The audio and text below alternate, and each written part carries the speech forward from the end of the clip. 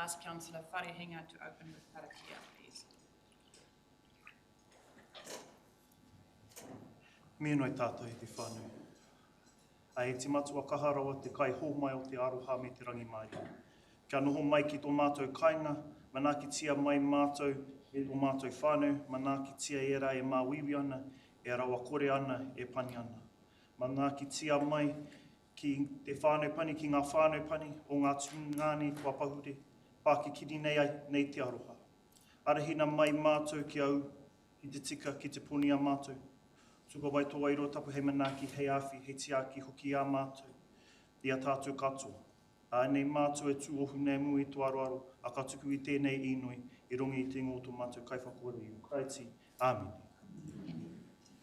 So I'm going to take the opportunity on behalf of the Gisborne District Council, but also on behalf of everyone living here in our region, and I'm sure from Aotearoa, to acknowledge the passing of Taina Senoti, Elwood Higgins and Damien McPherson. Everyone around here would have known them in a capacity, and you would know that they were so well respected, well loved, and that they lost their lives in such a tragic way. They were dads, sons, grandsons, husbands, and what as a community we want to say to them is we will give you the space to bring your men home and look after them and look after yourselves. And when you are ready, as a community, we are ready there to rally around you.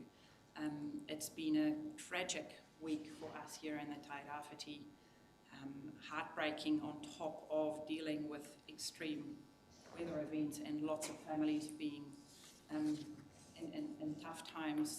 There are families dealing with losing their dear, dear loved ones. So I'm going to ask that everyone stand and we have a minute of silence as we remember Taina, Elwood and Damien and their whānau.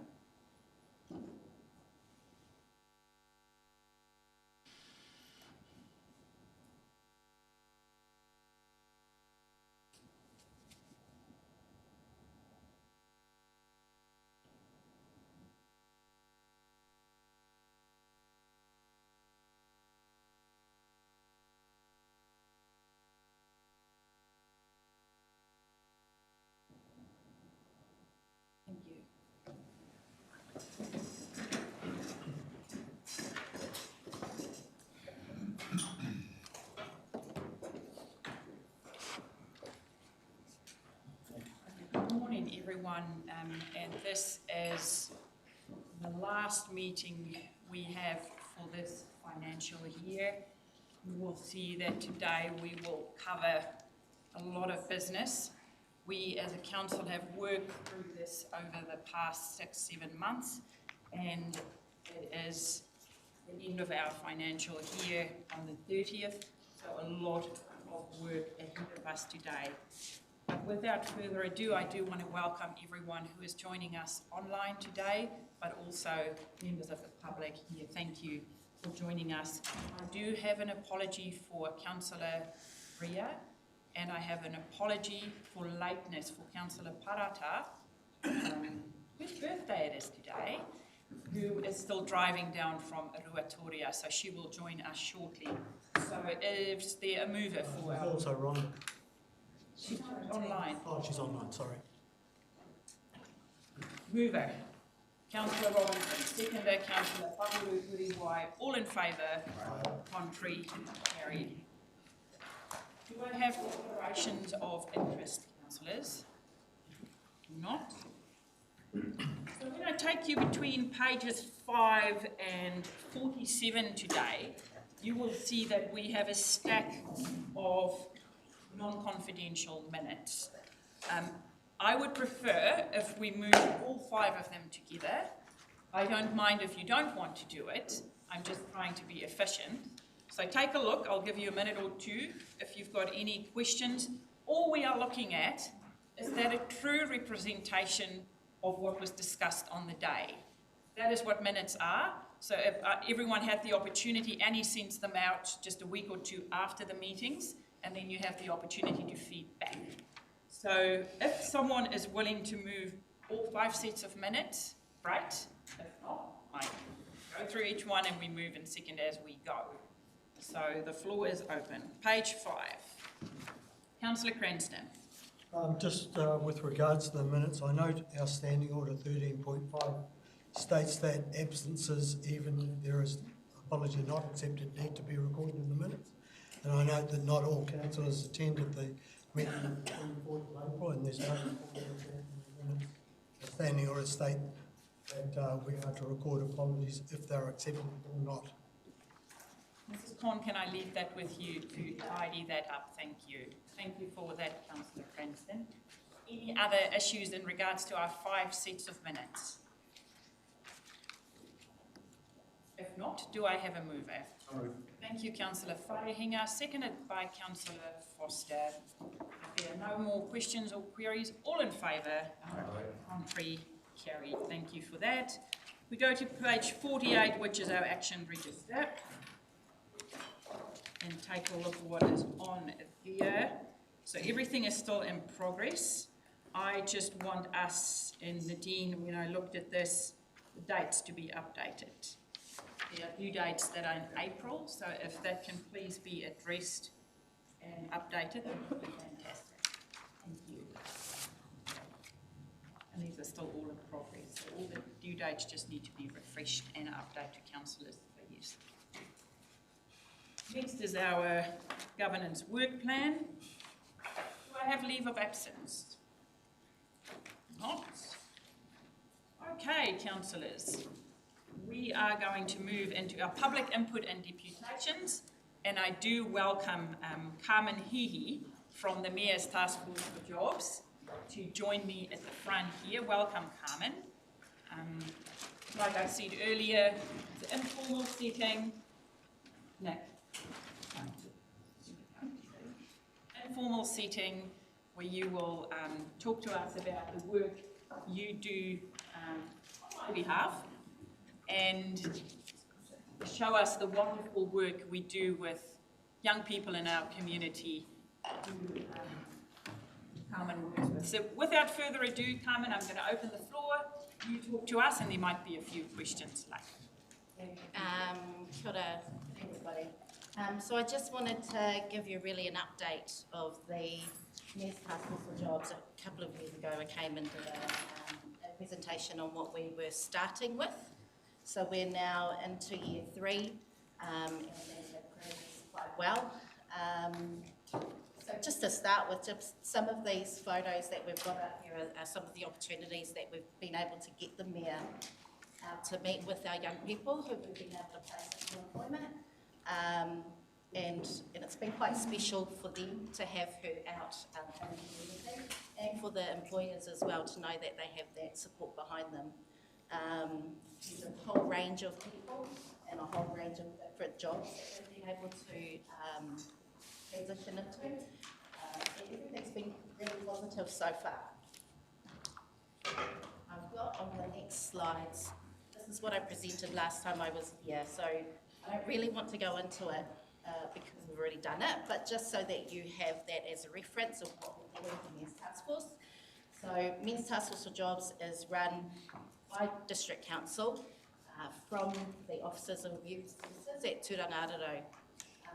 There is a team here that helps alongside what we do, as well as Trust Tairawhiti. So Christy Drake was the workforce advisor that was working alongside us, and as she's moved into different position in the trust, she still supports the Mayor's Taskforce, particularly with our employer support.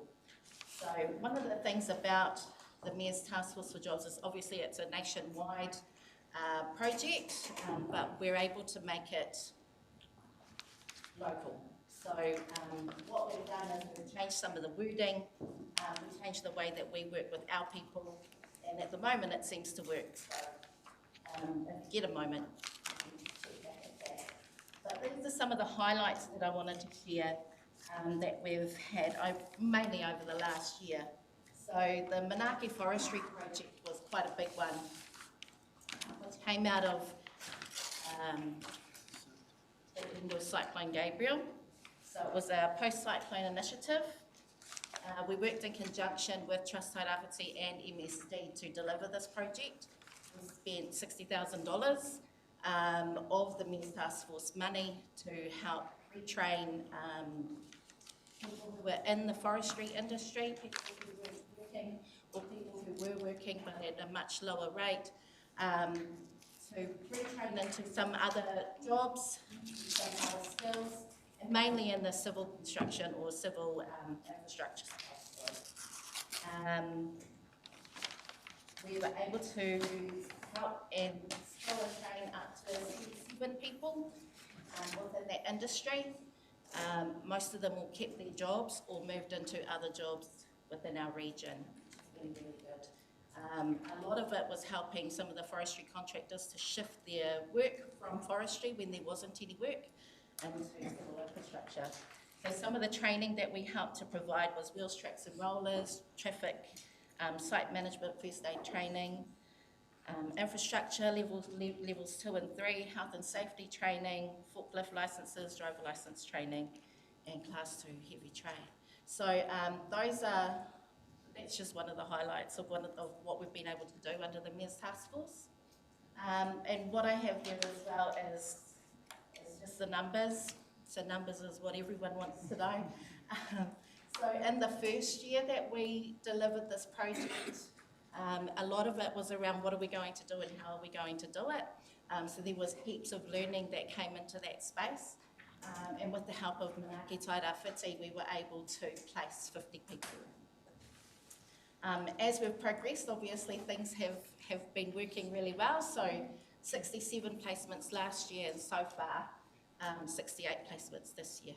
The money has decreased over time, but that hasn't stopped us in helping more people. And just in the little graphs that you see, it just gives you an idea of the people that we're working with. So at the moment, we've got 59 sustainable placements, which means people who have been in their jobs for 90 days or more. And we've just had another 9 go into work this month. So yeah, all great things. And the other graph is the ethnicity, just to show you there is obviously we have a large population of Maori here, and maybe it's a reflection of the work that we do out of Te Rangariro as well, but we have a large group of people who are Maori that we've been able to place, Pacific Island as well. So not that that's been a target of ours, but it's the way that we've worked here. Yeah. I do have a video, but I'm not sure if it's fine.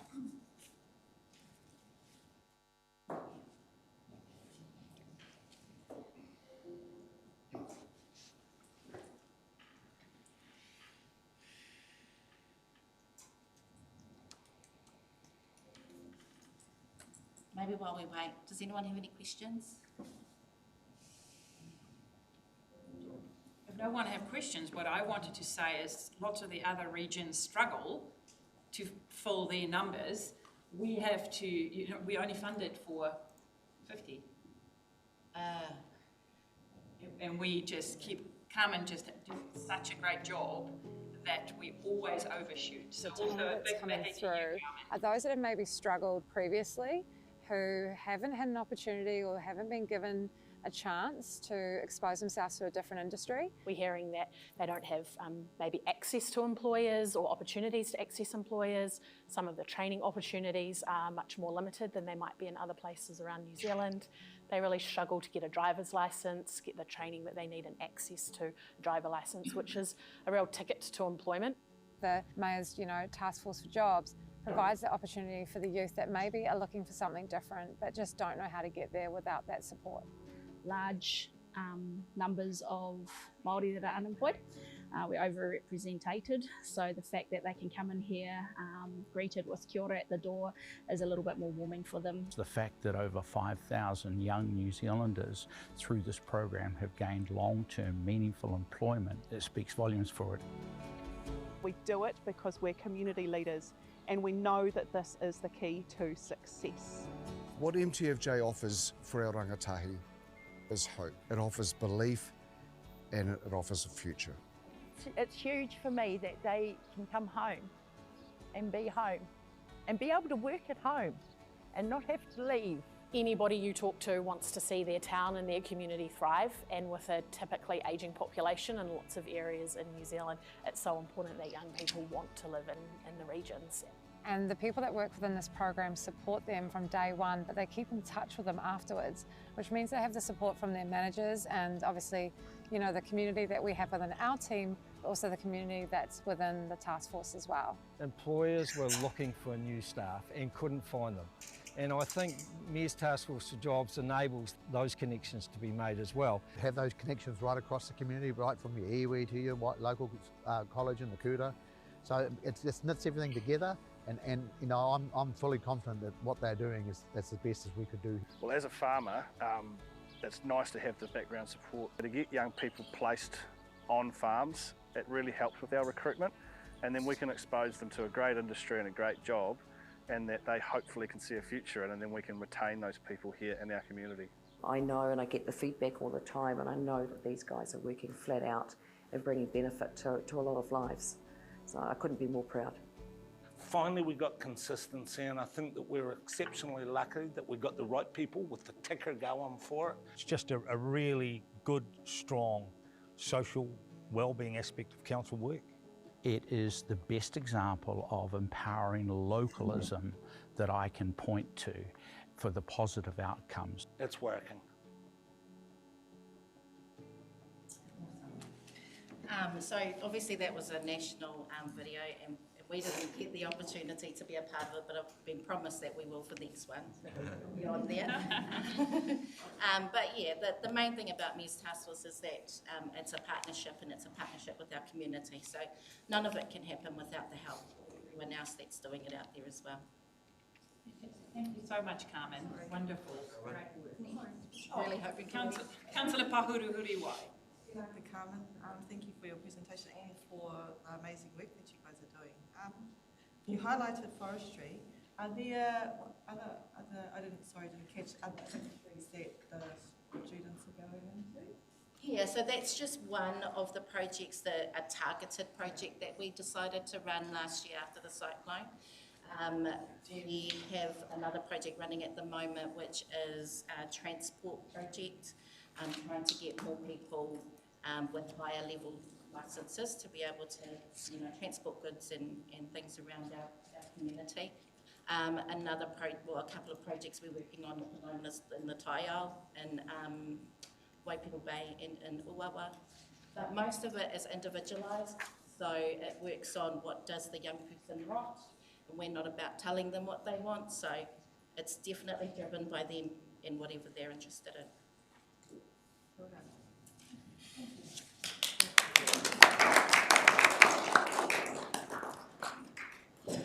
Next, I would love to invite Jane, who is going to speak to a petition she is going to hand over to me today in regards to international humanitarian law. Thank you, Jane.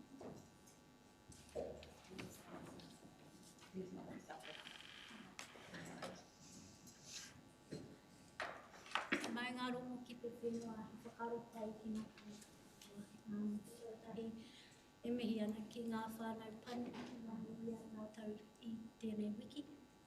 Ki te haukainga, ngā hapu e pupuri ana te mana I te whenua o tā tātai nei koe tēnā koutou. Ki te kaunihira o te tairāwhiti, tēnā koutou. Hoi anō ki a koutou katoa kua haramai ki te tautoko o te kaupapa o te rau. My name is Jane Luiten, and I'm here today to represent Tairāwhiti Stands with Palestine. And the 294 petitioners who have supported our petition, most of whom live in Gisborne. Our outreach for this petition has been modest, but I've been struck by the gratitude on the streets of Gisborne for the chance to do something, anything, to bring an end to what we're witnessing in Gaza. The Palestinian toll in Gaza of dead, of injured, of incarcerated, of tortured, climbs ever higher every day. The uncounted lie beneath the rubble. Since October, Israel has killed more than 7,300 children. More than 12,000 tamariki are seriously injured. Thousands are missing. As of February 2024, at least 17,000 children in Gaza are unaccompanied or separated from their parents. In the last 8 months, Israel has forcibly displaced 1.7 million Gazans multiple times. Israel's safe zones provide no refuge.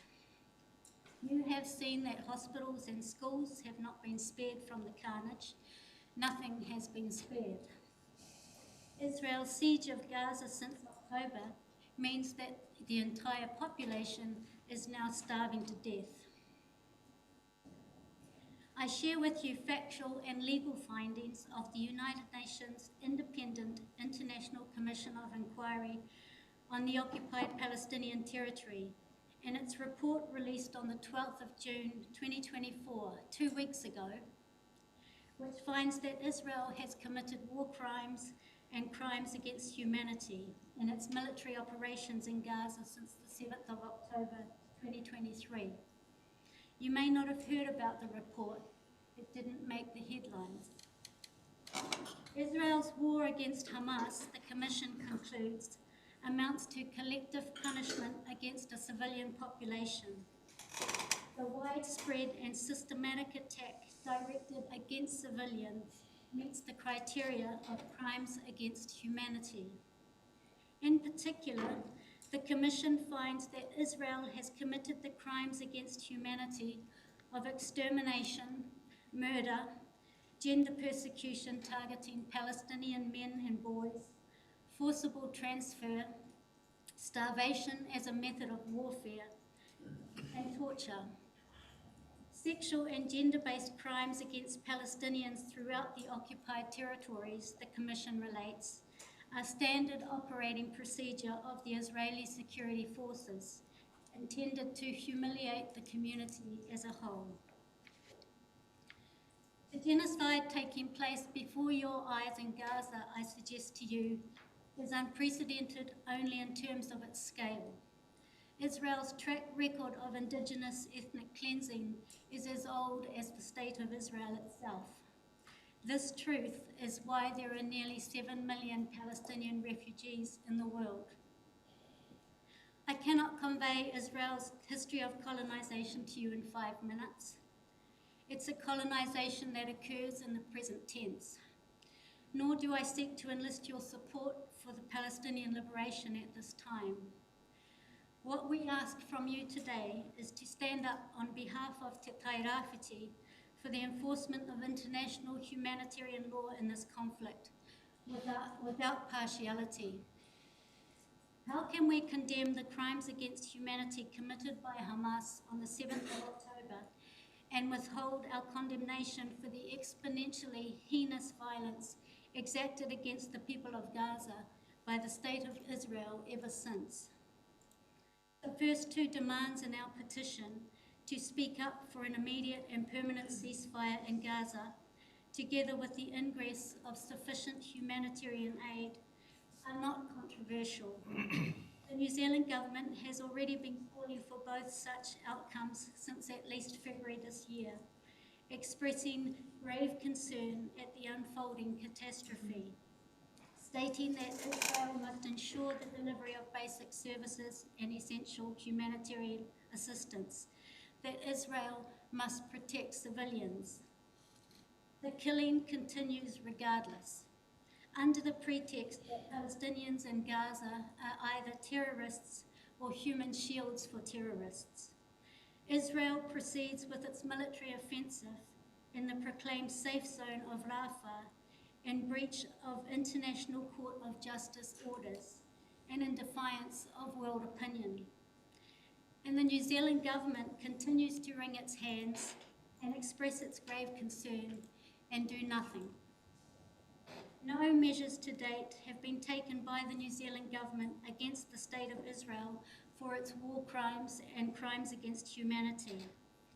On the contrary, today and for the next 6 weeks, the New Zealand Navy will be taking part in a US military training exercise in the Pacific alongside Israeli security forces. Which brings me to the third and final part of our petition to you today. The only way to stop the recurring cycles of violence, including aggression and retribution by both sides, and I'm quoting again from the UN Independent Commission's conclusion, is to ensure strict adherence to international law. All the hand-wringing in the world will not stop Israel. Israel will not stop until it is made to stop, until it is brought to account. Tairawhiti stands with Palestine and your petitioners ask that you have the courage to fly the Palestinian flag alongside our community's flags outside until such time as a permanent ceasefire is achieved and the aid is let in. Not as support for Hamas, not as a denial of Israel's right to exist, not to imagine for one moment that we hold the solution to the Israeli-Palestinian conflict, but rather as a powerful gesture of solidarity with those who are bearing the brunt of the last 8 months of relentless crimes against their humanity. To tell New Zealanders that we here in Te Tairawhiti condemn such crimes, be they perpetuated by state terror or by any other entity, in equal measure. To let our government know that to achieve adherence to international humanitarian law, there must be meaningful consequences. And to testify to our own colonial legacy, the harm it has caused Indigenous New Zealanders in this district, and the ongoing struggle for meaningful self-determination. Justice the seed, peace the flower. Petition.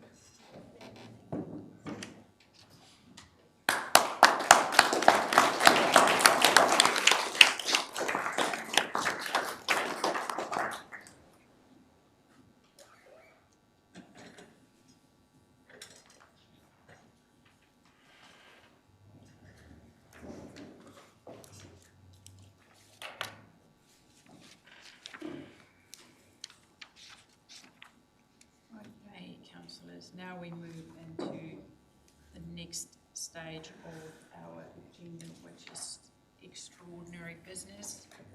That notices of motion, adjourned business. I'm going to page 52, which is our committee recommendations.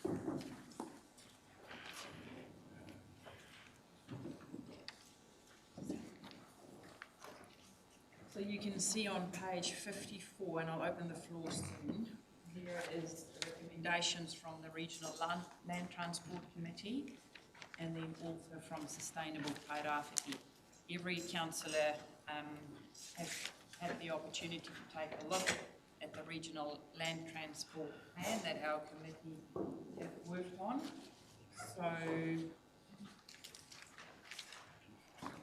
I have recommendations on page 54.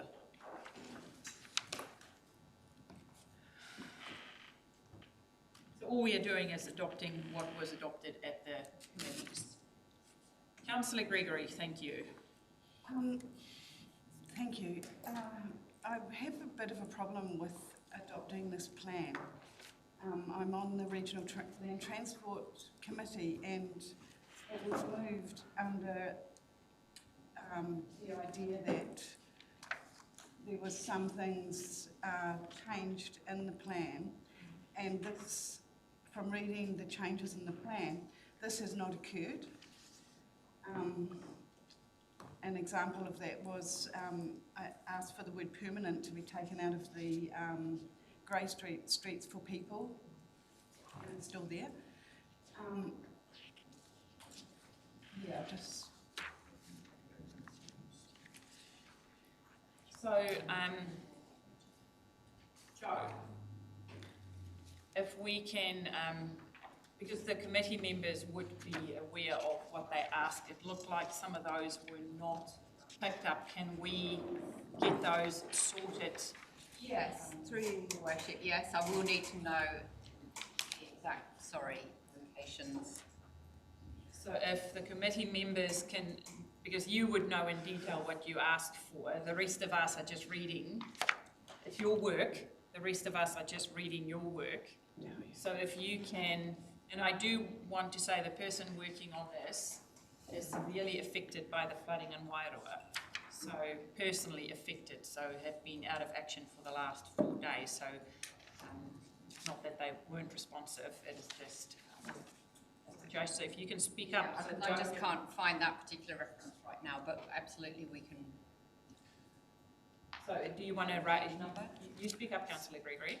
So if we approve this plan though, what are we approving? We're approving the plan with the changes asked by the Regional Transport Committee. I saw the emails, I was CC'd into some of them. I can't remember the details in it. Your Worship, I don't think I have those emails, so. Either can you please send it to Joe and Nadine as we speak? And then we'll come back to that. So we're looking at the track changes document. So if there are track changes if additional changes you would like, then now is the time to identify those and the council can agree or not. This is the place now to make sure the bits that you ask for. I'll get to you, Councillor Thompson. I did note that the heavy vehicle stuff is in there, which I'm really grateful about. There was just those other things which I have got listed in the thing, and I'll get back to Joe. But is this time? Do we have any more time to hold off this? No, because this goes part of the 10-year plan. So this is your time now to make sure the changes that you asked for are in there before we adopt it. So I'm in no rush. That email will be sent to Joe and will be sent as we speak. So I see that some of the bits, like the heavy traffic route, are in there. So some of the things are in there. We just need to make sure the stuff that you asked for, which the committee agreed to, like removing the word permanent from the Grey Street, it is a trial. And once we have looked at the feedback we have received, a decision will then be made. Can you pinpoint where in the plan, what page permanent is used? Yes. 37 and 49. Speak up. 37 and 49. 37 or 49? 37 and 49. 37 and 49. Joe?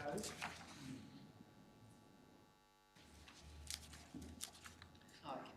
Yep. What else? Okay, I'll get Councillor Thompson to speak and then we'll come back to you. Councillor Thompson. Yeah, can I just add to that? But it was actually a split vote, and we didn't want to pass it, and we got outvoted by majority based on these changes. It's not a split vote because council works with majority though. Yeah, the regional transport decision, it wasn't. It was only passed on majority based on these changes being made. But, and we will make sure those changes, because I was CC'd in. Yeah, I just felt it was it wasn't our regional transport plan. I just felt it was a generic national plan, and a lot of the stuff in there didn't even relate to what I felt related to us. Councillor Wharehinga. Just for clarification, because council obviously, but just for clarification, are you saying that the changes were the thing that made the majority vote for it? If the changes hadn't been made, it actually would have been voted down. Is that the point you're trying to make? Yeah. Hear loud and clear, Councillor Thompson. Thank you. So if we can just, in the next few minutes, so Heather, have you sent the email? Nadine and Joe. And we'll get that sorted in there. There's actually quite a number of things that were discussed that haven't happened. It's not just that. There's a large number of. So let's get it sorted. Today is the day. This is the end of our financial year. We'll be here till we sort it. So all good. Just provided that it's not relitigating what was discussed within the No, RTC it's committee, not. because we will have minutes from that committee. We would have recorded the recommendations, and as Councillor Gregory has pointed out, the one was around the pupils, so just before the pupils, no call that one, and then the heavy traffic. So those were the two main ones that were required from the artists to be addressed. Kapai? Through you, Your Worship, if we refer to future solution for Grey Street, so that could be any range of options, does that address the concern instead of using the word permanent? Yes, thank you. Thank you. That's really my only. Thank you. Councillor Thompson. Yeah, so in our regional transport meeting, we talked about nice to haves and what we actually need, and it was discussed that the nice to haves weren't going to happen in the next 3 years. So reading this regional transport plan, it's still got in there bike racks at bus stops, which to me that's something in Auckland. You bike to a bus stop and lock your bike up. It's got about the cashless buses. It's got these new jobs, funding a multi-year travel demand management and behavioural change program. It's got funding cycle training at schools. There's quite a number of things. So those are nice to haves in your opinion? Yeah, and it was discussed in the meeting that these weren't to happen in the next 3 years. And reading this, these are things like the Wednesday thing. It's got in here that these are continuing over the next 3 years, and that's not what was discussed in our meeting, and none of these changes have happened. It's a 10-year plan, not a 3-year plan, and those points that you've pointed out were raised, I recall, in the committee meeting. However, the majority didn't quite with what you were wanting. I disagree with that. The majority voted that they weren't to happen in the next 3 years. She might be able to comment. Let's ask the chair of the committee. I concur with what the councillors are saying, and that we approved for the plans to come to this meeting, knowing that there were the adjustments to be made that were discussed. Which in regards to the heavy and the permanency. Yes. But also we did discuss at length about the nice to haves, and made mention of the fact that this is a 10-year plan. Yeah. So some of the things that are nice to have, they still need to be in the plan because Yes. it is 10 years. Okay, yeah, I hear what you're saying. They're not our priorities for the next 3 years. For the next 3 years, we are focused on the things that we must do, not nice to have. Councillor Telfer, I'm just asking the committee members as well, I'll get back to other councillors, I just want the committee members just to raise, and the CEO was there as well. Yeah, I think Andy summed it up pretty well. That was what it was. It was around. It's a 10-year plan, but for the next 3 years. For this next 3 years, it's about basics. Where our primary focus is. Sorry, supplementary. So we also noted that things like the heavy traffic, we might not get to that in the next 3 years, but we didn't want it to be lost. Yes. Because that has been discussed over a number of years, my understanding is. So we didn't want it to be lost, and it needs to be in the 10-year plan to be addressed. And also, we shouldn't lose sight of the fact, just sitting here thinking about the hundreds of millions of dollars we are going to spend on our infrastructure over the next 10 years. Let's not lose our helicopter view of our region while we dig into a small project or one thing that we might note which might not 100% align with that. I do want to urge councillors to make sure we go up and we look down. We have got a massive amount of work and hundreds of millions of dollars that we will spend on basic infrastructure, reconnecting some of our whānau who are again disconnected in this last event because they're using Fords to get to their property. So I'm urging everyone, please lift your discussion to make sure we look at it from a helicopter view. Councillor Thompson. On page 49, so we talk that these things aren't going to happen in the next 3 years. On page 49 it says we're funding these things continually from year 2024 to 2026. So this is saying that we are funding it 24. Where are you in that column? Which one are you? Page 49. plan. Which one there's the actual? The regional transport plan. You know, I've got a printed one, but I'm asking you, where are you on page 49? Yeah.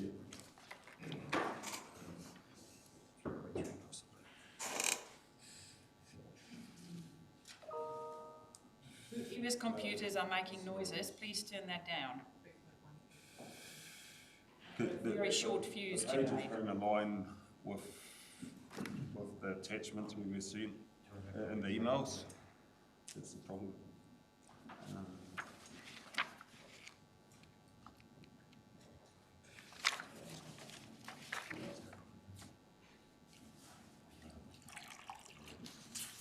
Madam Chair, while Councillor Thompson looks for his document, get clarification on one word in relation to the heavy transport plan.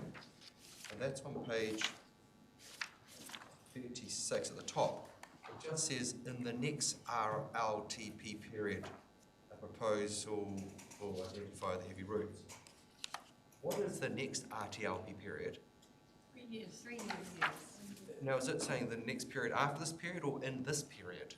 It starts in 3 days' time. 3 years. The 1st of July is 2024 plan starts, our financial year starts the Monday, this coming Monday, 2024 is the start of the proposed 2024 to 2027 plan, which Right. ends on the 30th of June 2027. So, just so there's no confusion that anyone else thinks that references to the period after the next period, can we remove the word next and just say in this period or the upcoming period? I don't even know why the word next, because to me I read that went, well, we're not dealing with in this period, we're dealing with in the next one. Through you, Your Worship, would it easier just to put the years in? Yeah. Thank you, that would help. My only question. Okay, any other comments or queries or issues with what was adopted and other changes? Joe, you've got those changes that needs to be, the heavy traffic route is in there. Permanent use need to be removed in 2 places. Councillor Thompson. So if you go to the email, we were sent 24/199 with the recommendations to council 27 June. Are you talking about an email? Oh, that's the link. That's the link. So it's, the paper's 24/199 committee recommendations to council.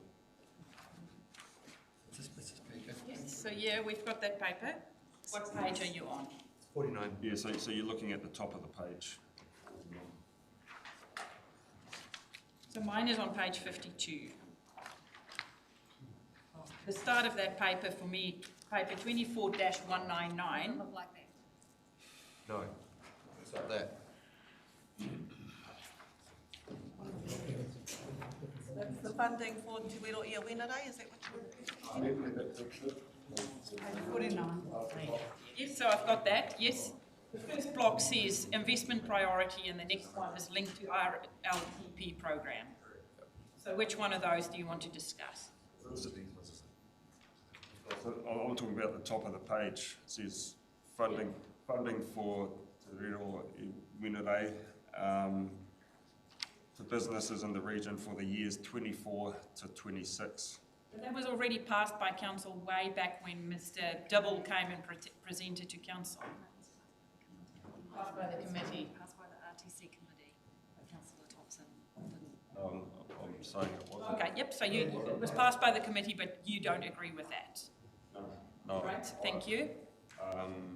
And the travel demand management and behaviour change position, I disagree with that.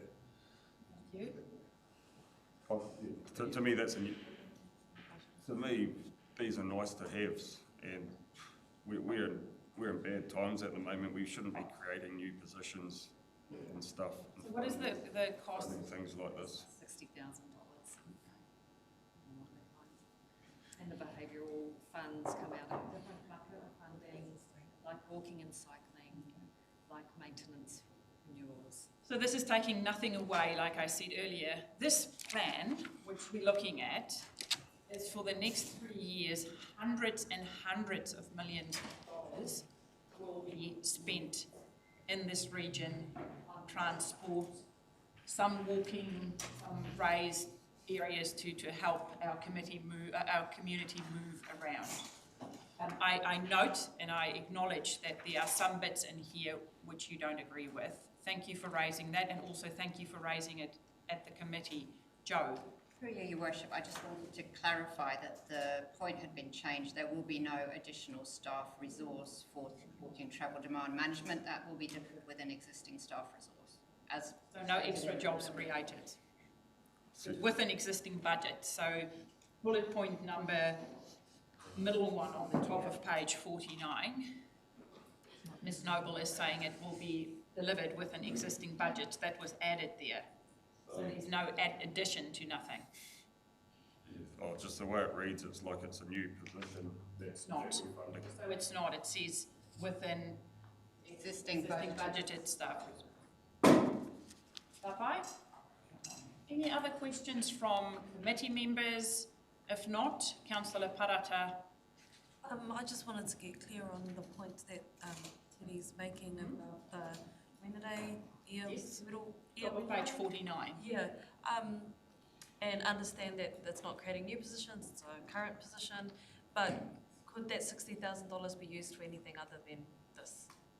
Your Worship, so that was the presentation that was provided by Harley Dibble, and that's not our project, so it's, we don't deliver that. But we fund it. It's Tairāwhiti that delivers it. That's right. But we fund it, so we contribute to funding it. Any other questions or queries? If not, I'm going to take you to the second recommendation, which is page 54. That was our Sustainable Tairāwhiti Committee. Any questions or queries there? If not, do I have a mover and a seconder for the recommendations on page 54? Moved by Councillor Gregory, seconded by Councillor Pahuruhuriwai. All in favour? Aye. Contrary? Aye. Carried.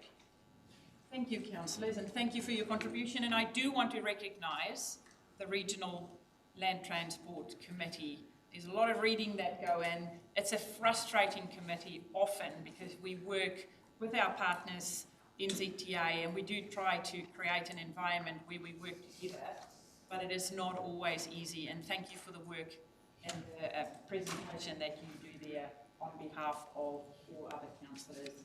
It is appreciated. Oh, it's not coffee time yet. It feels to me this day has been long. You've had a long week already. Okay. It's been a 96-hour day.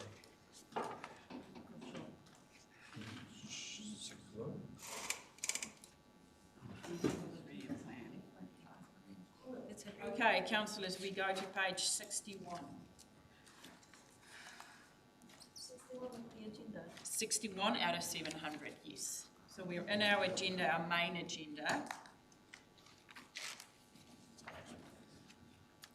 And welcome, Pauline.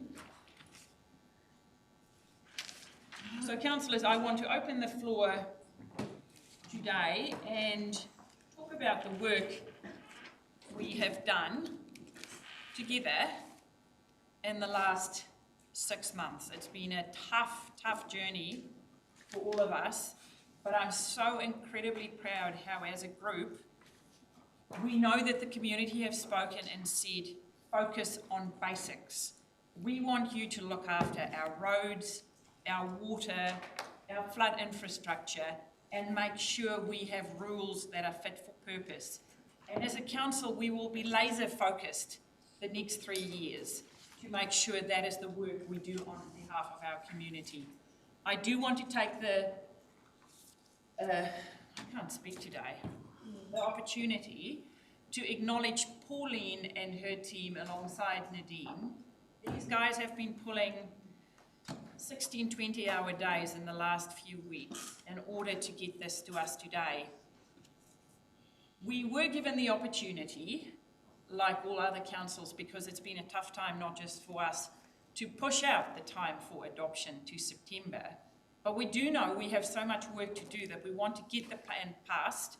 And I would think the vast majority of councils around New Zealand would be passing it in the next few days or before end of June. But some councils chose to only do it in September. And I'm so proud because as soon as we passed it, we can start the work. The budgets are available and the work will start from the 1st of July. So the plans that we have in front of us today, if you have any issues like a typo that you spotted or your name being misspelled or anything like that, please pull it together in an email. I'm talking about minor stuff. Please pull it together in an email and email Nadine, and she will make sure that is incorporated today.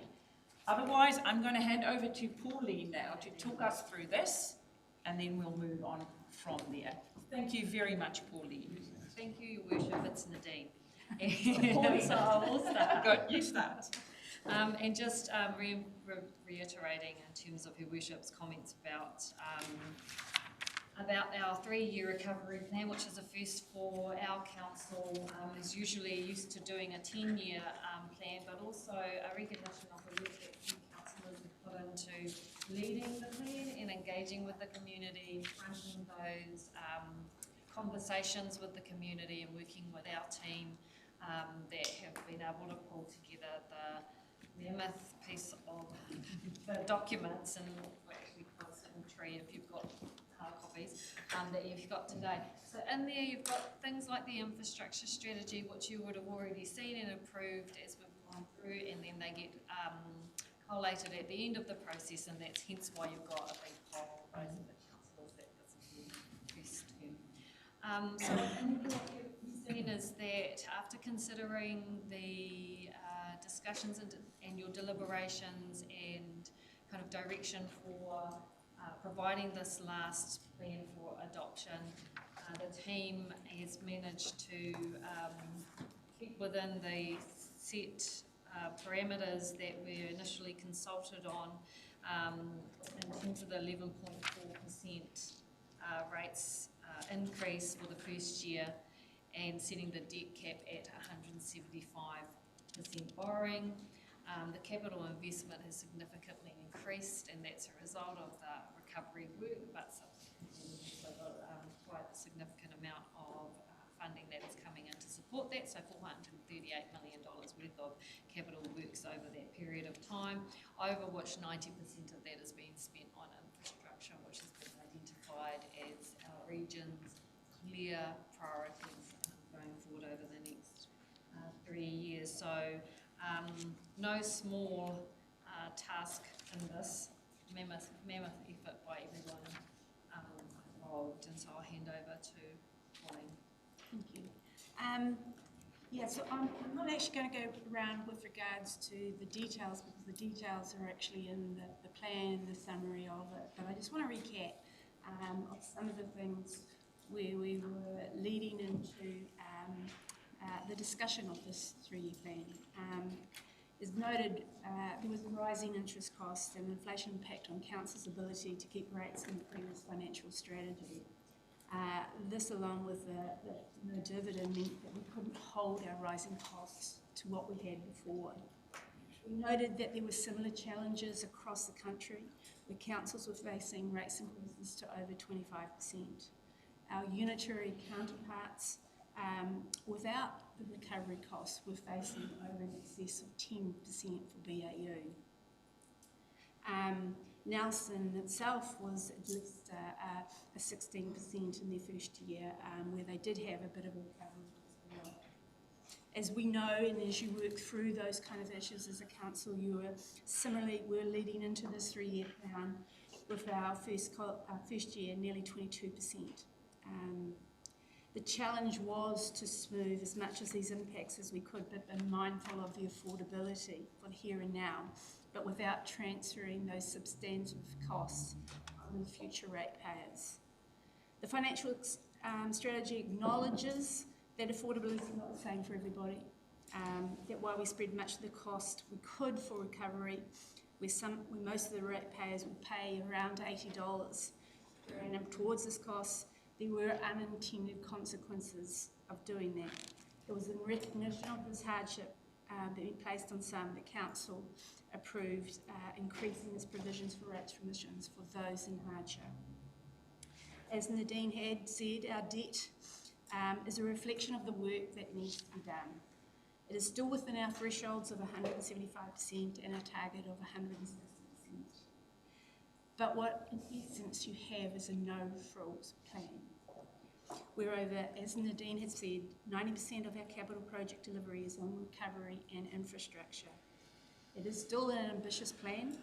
Over the next 3 years, as Nadine said, over nearly 440 million of capital works is expected to be completed.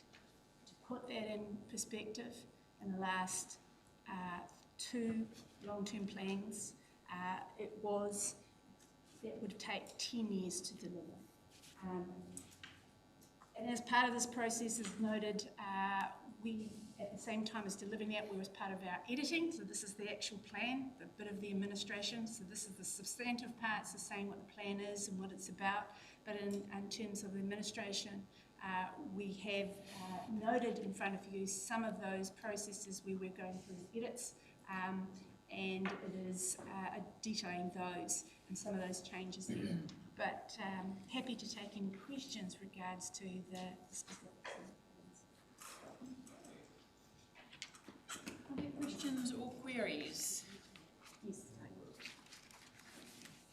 Councillor Cranston. It's a pretty big document. Are you going to stage it or separate it out, or do we give all our issues in one hit? If there are small issues, I'm asking people to email it. Yeah.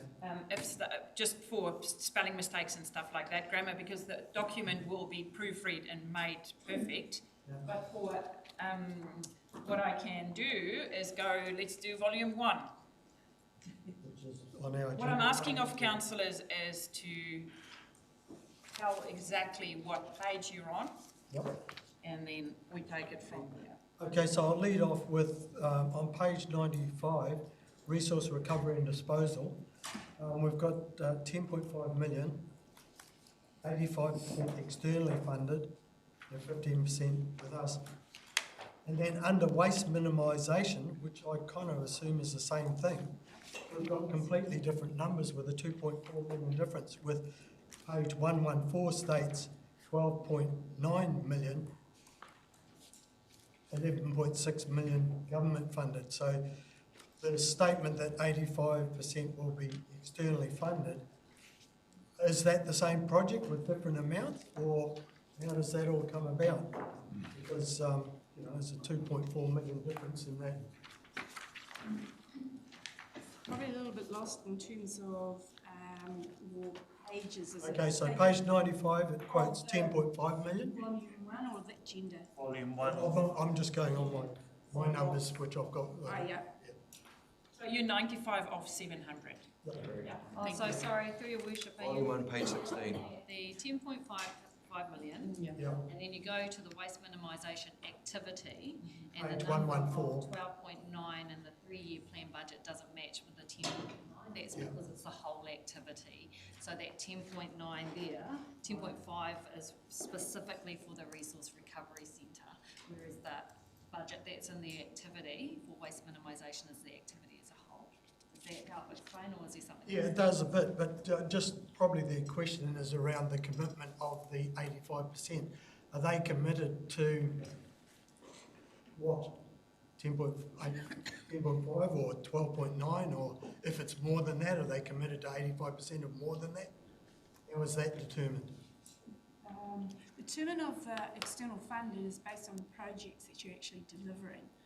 So if there's a resource recovery centre, it would be the external funding that is applied for that project, and yeah, that's accounted for the.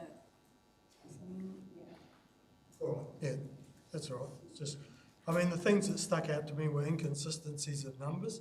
But you need to specify that, though. You can't just generalise, say, inconsistency with numbers. You need to tell us exactly which places to follow up. Yeah. I'm going on to the next one. Right. Yeah. Thank and you. The next one, we've got the numbers of ratepayers. We've got it quoted on Page? 3. It's coming. Everyone's like anxious. I've got it quoted on page 113 as 22,300, Then on page 266, it's quoted as 23,847. Thank you. So 113, just give us some time to get to your papers. 313. 313. And then on 266, it says 23,847. So that's 1,547 difference in the expected number of ratepayers. So it's just having that consistency to the numbers, I think. There's two different parts. One is the second volume, which talks about financial strategy, what we forecast to be, and one is, the first one says how many we've got now. So there is a forecast in the financial strategy, which I think you're going into.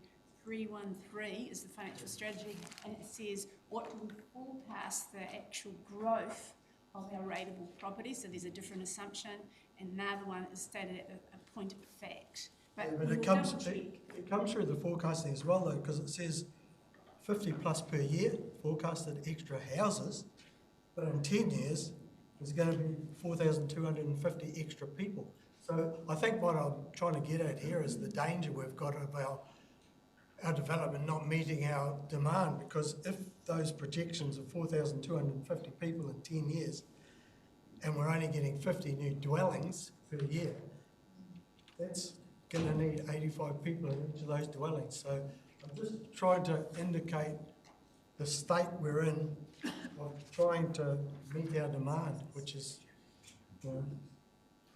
but it does kind of look inconsistent in the numbers there, that one thing's saying one thing and another, it doesn't match it.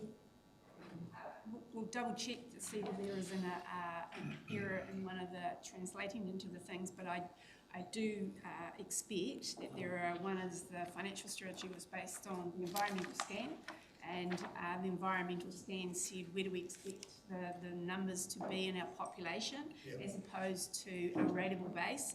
And our rateable base also has some things that are growth that are a little bit different in terms of the dwellings. There's two different things, and so there's probably a little bit of a mix match of bringing it together and saying, hey, they don't add up, but they are talking a little bit in different things. But we'll check to see, is there any numbers that have been transposed or different. On page 141, there's a project called Severe Domestic Squalor in Tairāwhiti. What's that? Can you just speak up? Severe Domestic Squalor in Tairāwhiti, page 141. It's a project. It kind of doesn't say much about it, just severe domestic squalor.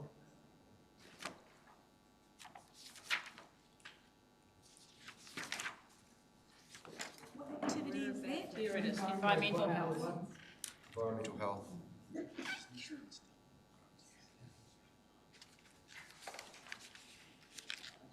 Environmental health. In charge of environmental James health. is, but James is not here. James is also flooded in. We will come back to you once. Yeah, just saying one thing. you can read something like that and know what it's about, but I just Thank you. really don't to me. I did see that one. Supplementary top-up supply of drinking water. We've got TK, Wharatutu, Manatuku. Why haven't we got Muriwai in that? Because we've done that project there. Page 164. It's completed. It's a list of communities that we have supported in that. No, Yeah, and it hasn't got Muriwai in there. We'll include that. Thank you, Councillor. Page 224, the pattern of property valuation figures is kind of weird. Next year, nothing. The following year, plus 10 million. The following year, minus 17.4 million. Page 224. What line? Sorry? Page 224. Which line? Line. Are you on the prospective statement of comprehensive revenue and expenses for the year ahead? Yep. What line? So the line is pattern of property valuation, which is second to last line. Second to last. Oh, the property, 48, then 68, then 51. Yeah. So I just didn't understand that pattern. It seemed weird. The revaluation's poor. Especially being 17.4 million. In fact, the difference of 2 years is 27.1, because the year prior it's up 10 million, and Basically, it's based on the inflationary rates. It's on the infrastructure. It's a matter of fact. It's straight off. or what are your existing assets, what are they valued after inflation over the So period? why would 2026 go up 10 million and a year later, 2027, go down 17 million? So it would be based on the values that are as at 2024, that are completed, so some of them will have the existing rates coming through from there. So depends on how much work has been completed the year before. So some of that will have probably the category 3 voluntary buyouts. It's all based on the timing of the work that you actually have from things. So it's not a flat inflation that you expect. You'd be also seeing what are the capital projects that are coming in and adding in from that point on. So it's at that point revaluing from what it was from the previous year.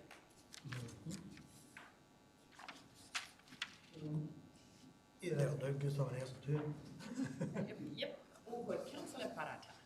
I just really want to acknowledge staff for the layout of the plan. It really helps when something is so detailed and so complex to have it laid out. So even though it's about 700 pages long, whatever it isn't painful to digest. So really want to acknowledge staff for the work it takes and the design around that, because of the information still feels there, but it's not tricky and painful to get through. Just want to acknowledge that. I had a couple of things that I just wanted to note and raise. I couldn't find in the plan anywhere where it talks about the removal of noxious weeds. Just because when we did the 3-year plan consultation, lots of particularly rural communities, I know it's not a thing in town, but the rural communities said how they were struggling with noxious weeds. And I think primarily it's, what do they call it, kokani? Pest and plant. Yeah, like the ones that make people sick. Oh yeah, the privet. Yeah, those ones. Is there any way that we can think about how we might include that, because it's troublesome and problems for small communities, particularly communities where whānau have poor health generally and pakeke. So if there's a way to include that somewhere in the plan, I know that money is tight everywhere, but that's a thing that I couldn't quite see. The other thing I just wanted to say and acknowledge is page 112, which talks about the waipawa. I think now more than ever, the investment in flood bank protection around the waipawa, and just acknowledging what Te Karaka have faced yet again, and the pain, suffering and fear that they're going through. I really appreciate and acknowledge the importance that this council is putting upon the support. So I know there's heaps to go, but I'm happy to move it. Thank you for that. Moved by Councillor Parata. Your Worship, it does on page 176, which is the pest control section. 76 people. There is a note in there around biosecurity advocacy that says community pest plant awareness through engagement and their participation to carry out control of plants and animals on their property. Does that capture? Sorry, where are you? Page 176, and it's right down on my page, it's right down the bottom, biosecurity advocacy. Is this to rural and semi-rural schools advocacy? Almost, not quite. I think it needs to say the council's removal. So we should be doing that on our own properties, the properties that the council owns. Only. I'm not saying we should be doing it on other people's properties, but on our ones that we own as a council, we should be getting rid of it, or supporting the community to manage it, get it off. So nearly, just maybe one or two other words to add into there, and that would be perfect. Councillor Gregory. Thank you. On page 73, with regards to the targeted rates, I just have a question. Do carbon forests also pay the woody debris rate and the weighted targeted roading rate? And also do small, like farm forestry blocks, also pay those rates? And So will be if it's defined as the highest and best use. So there is a mixed use if there is over 20 hectares, that where there may be the highest and best use is pastoral, but they do have over 20 hectares that's forestry with it. So it is based on that. If it's a permanent forest, I will, in terms of it, a native, usually there's other parts of it will be excluded from the exotic. So, but basically, if it's highest and best use is forestry and a mixed use over 20 hectares, they would be captured within the higher rate. So the carbon, a forest that's been planted purely for carbon, whether it's pine or whatever, would still be paying those rates? Yeah, at the moment, if it is, yes. Yeah. And also, just one last point, I'm happy to second the paper because it is wonderful. It's very easy reading, and I concur with Councillor Parata's comments around that. But can we have a look at a levy at the port in the future in terms of fairness for, instead of a weighted targeted roading rate, which then would capture the exact problem on the road rather than forests that are just sitting there for 25 years and not using the road at all? For your worship, yes, in their deliberations, when it was discussed and getting the feedback from the community, there was those considerations. And we see that also we would be looking into, and it was resolved by you as a council to look into a levy, but knowing that just at the present point in time that a levy requires central government, it requires legislation and an order of council to apply that levy. And so that we would be resolved to looking into the levy in the future, working with central government to be able to enable that to occur. Yeah, okay. Thank you for that. Councillor Foster, thank you. Thank you. Yeah, I mean, staff on the plan, it's pretty easy reading, very intense, a lot of work to be done. But yeah, it's been articulated really well. There is a few grammatics, but I guess you might pick it up.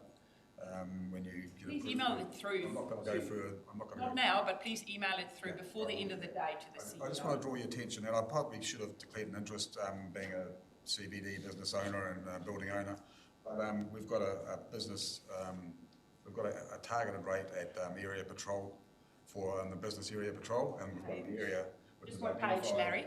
The area was defined on page 286. Thank you. And that's showing the business area patrolled area, and on page 600 we've got the targeted rate for those businesses. But you know, I actually like to see a report on, because we used to have really good area patrol, business patrol in the area, and now we don't. We don't, and I've spoken to quite a few different retailers in town, and they don't see anybody doing any patrolling whatsoever on our central business district area. And it is quite a big area to cover, but the level of service is nothing like it used to be. Communication is zilch between anybody doing this, who is acting on behalf, doing these patrols. So I'd like to actually maybe recommend that we have a report come sometime into this, and so a satisfaction survey may be done from the retailers of the service that we are supposed to be providing. Yeah. Or then decide, keep it or ditch it. Yeah. Yeah, or ditch it, yeah, because so you know, going forward, people are not happy paying for something they're not getting, basically. So the CEO will... Yes, through your worship, I think we did a review, so we will refresh that and put those options back again, because I certainly have a bit of reluctance to kind of move into a security patrolling service, and so that's why we looked at, well, what at that time, why do we have the service, what are the options, which is what we've currently got now with outsourcing that, so I'm happy to bring that back. Okay, so this rate will still stay in there, right? For now, until we go through a process, that actually, through your worship, and depending on how big that process is, we'll need to determine whether we continue down that track, because given this workload that we've currently got in front of us. Thank you, Councillor Foster. Councillor Telfer. Yeah, look, I'm relatively happy with the plan because most of this is what we've already workshopped and through committees, but there is one thing that I didn't really see come through strong enough in the overall plan, and it's more of a theme through the plan, was we initially worked, when we started looking at a 3-year recovery plan, we workshopped this and we came up with 3 key areas that we were going to put all our effort into. And one was roading, one was drainage, and one was compliance. And those were the 3 things. And right through this, I don't actually see that as a star that we are actually concentrating on, especially the drainage side of it. So those were the 3 things that we came up with when we originally were looking at setting a 3-year plan of what were going to be our priorities. And it was roading, drainage, and drainage just doesn't seem to come through strong enough. I saw the budget was at $2.1 million for drainage, and it used to be we doubled. Remember at the workshop we doubled that funding for drainage, so even though it might not be that strong, we did double the budget as a council for drainage. So I specifically checked that one because you and I spoke about that before. So, through your worship, and if you know, it might not shout out at you, but so page 88, which is the 3 big strategic priorities around resilient transport, resilient waters and regulatory functions, and then the description of those on page 91 includes, captures drainage in the resilient waters, so we improve flow control, drainage and maintain clean rivers.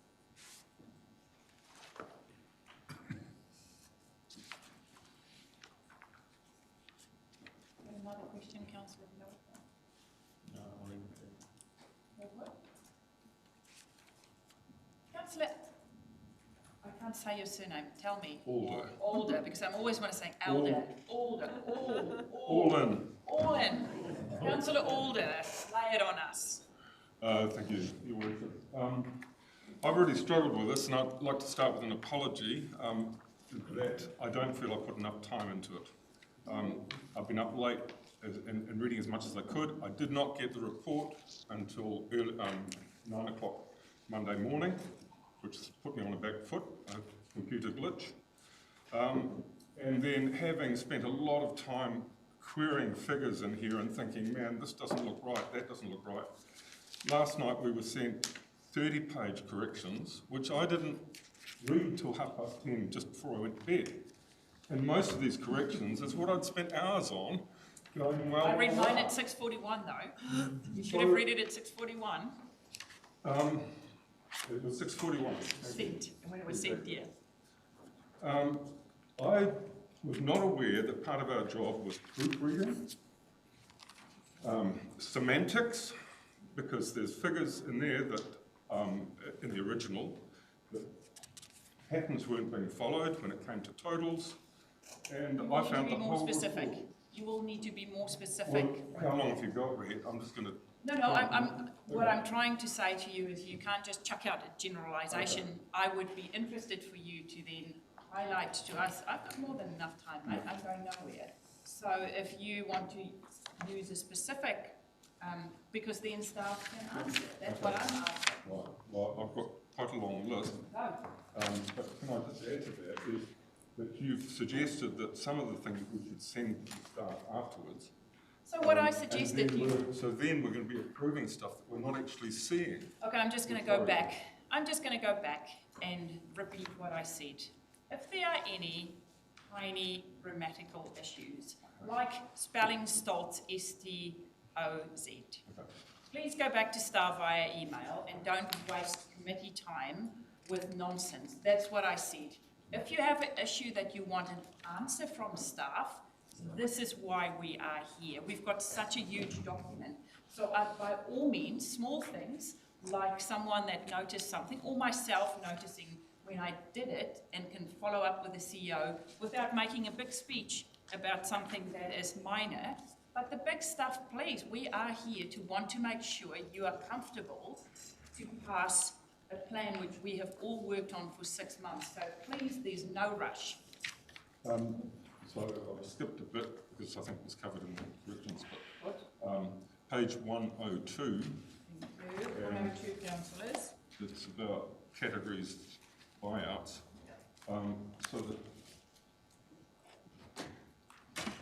So government funding is 9 million, council funding is 9 million, which is 18. So does that mean that we've already spent the difference? Yes, it is. Right, okay. And then the 3.9 is an extra. It's coming from our pocket.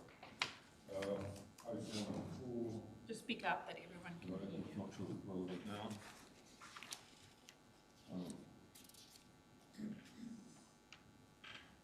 But similarly, some of these have already been covered and I haven't had enough time to change them. Don't feel rushed. Please don't feel rushed. That one's been covered.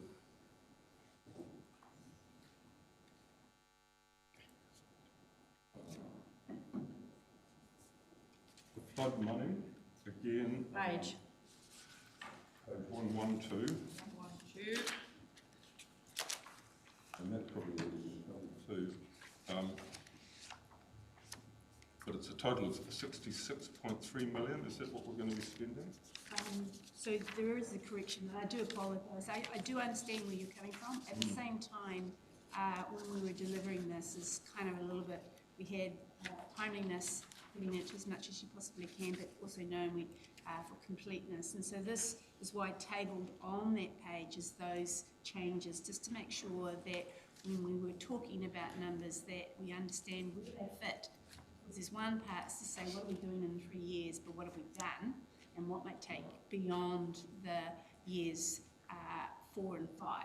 And so within that revised version, you have got the numbers that you're probably more familiar with, saying government 64 million, and as part of the package, we're going to do 71 million, and then it says what are we doing in 3 years. And so that is clarification around those numbers and where it actually fits within the 1, 2 and 3. I'm going to jump to one page.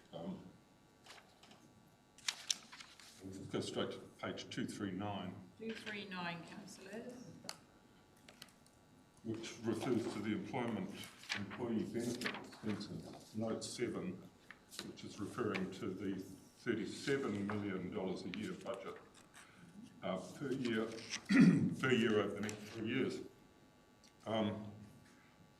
So this is something I've been tracking since 20, and there's actually about a 13% per year increase in wages in the council budget and council spending. I appreciate we've had an inflationary period. I appreciate that this big jump to 37 million has got a lot to do with our recovery. But in here, it refers to less recharged to other expense categories, 9 million. So that the salaries and wages is 45 million, and yet there's a 9.25 million recharged to other expense categories. There's 2 little asterisk stars there, which I thought might refer to something, but I couldn't find it. What is this 9 million? Because that's performing the activity, it's charged to an activity. It's charged to the capital project, so you can't have, you're to be double stating your operational expenditure because it's gone into the capital cost. So just want to reiterate, because it is an important part that you're actually talking about that. And as part of those checks and balances that you did within your preliminary lead up to this, we looked at employee benefit expense, and we said, okay, and that is the whole expense, that if people are working on capital expenditure, it can't be in twice, but so therefore you look at the bottom line of what that is, which is around that 37 net, the net cost. And we considered what the employee benefit expense was from 2023 against all local government, and at that stage the local government benchmark for the employee expense as percentage of your overall revenue was 21%. We looked at what us as a unitary, because it's a little bit different to perhaps the benchmark of others, and we were around 14% of those costs at that particular time previous year. And the other, Tasman, Nelson and Marlborough, we're looking up to from arranging about 17% to 18.5%. So where you are sitting, and so basically it's a reflection, as I said before, of the 430 million capital expenditure. Where you sit as that benchmark as a percentage of income, because it gives you an indication of the work that needs to be done. It's 14.2%, 15.2% and 15.7%, still significantly under the other unitaries benchmarks, and significantly under the council's benchmark of employee benefits as a percentage of revenue. So that measure is trying to say to you, you need employees to do the work that you actually came to do, and that benchmark compared to others shows that we're still lower. So where you're trying to say the uplift in doing the work that we actually have to do is sort of mishmashed with the actual amount of employee benefit, and the employee benefit cost for additional ones is only by the rate of inflation. Yeah. So when I came up with the 13.1% increase per year, is that a real figure? Or So you're looking at the volume of work that we're actually doing. So there's a mix match in that we have to have more people employed to do the $430 million of capital investment that has to be done in 3 years. So that's the uplift, most of that uplift. The rest of the actual uplift in employee costs is only by the rate of inflation. And that's set by bill, which is around, James would have known exactly what those ones are, for the employee costs is around about 2.6%. Right. Yeah, and then the other one was on page 243, and it's about the resilience category 2. And just, it seems, and you explained it a bit before, there's two different reports, and I think Andy alluded to it. The two don't relate to each other, which makes it confusing. And that was on flood resilience at 34 mil.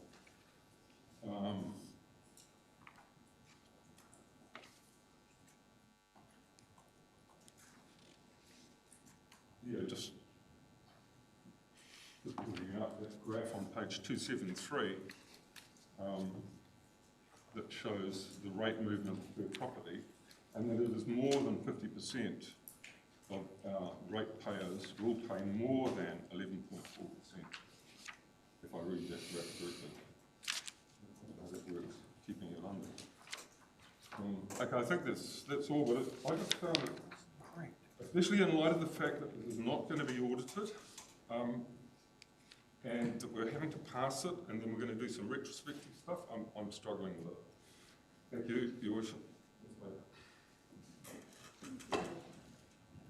Any more questions or queries from councillors, and then I'll wrap us up. Councillor Pahuru Huriwai, and then Councillor Huriwai. Thank you, Your Worship, and I too want to commend the staff on all the work for this and the layout and design. Thank you. Page 93, around the water. And I stand to be corrected on all of these things I'm talking about. But there's no mention of rural water take or any kind of water storage or filtration. There's a lot of emphasis on that, and just wonder if there's anything around water included in here for our rural communities. Through Your Worship, is that drain rise? 93, sorry, is page 93 out of 700. On our water. For our council has allocated $40 million over 3 years to enhance resilience and reliability of our water infrastructure.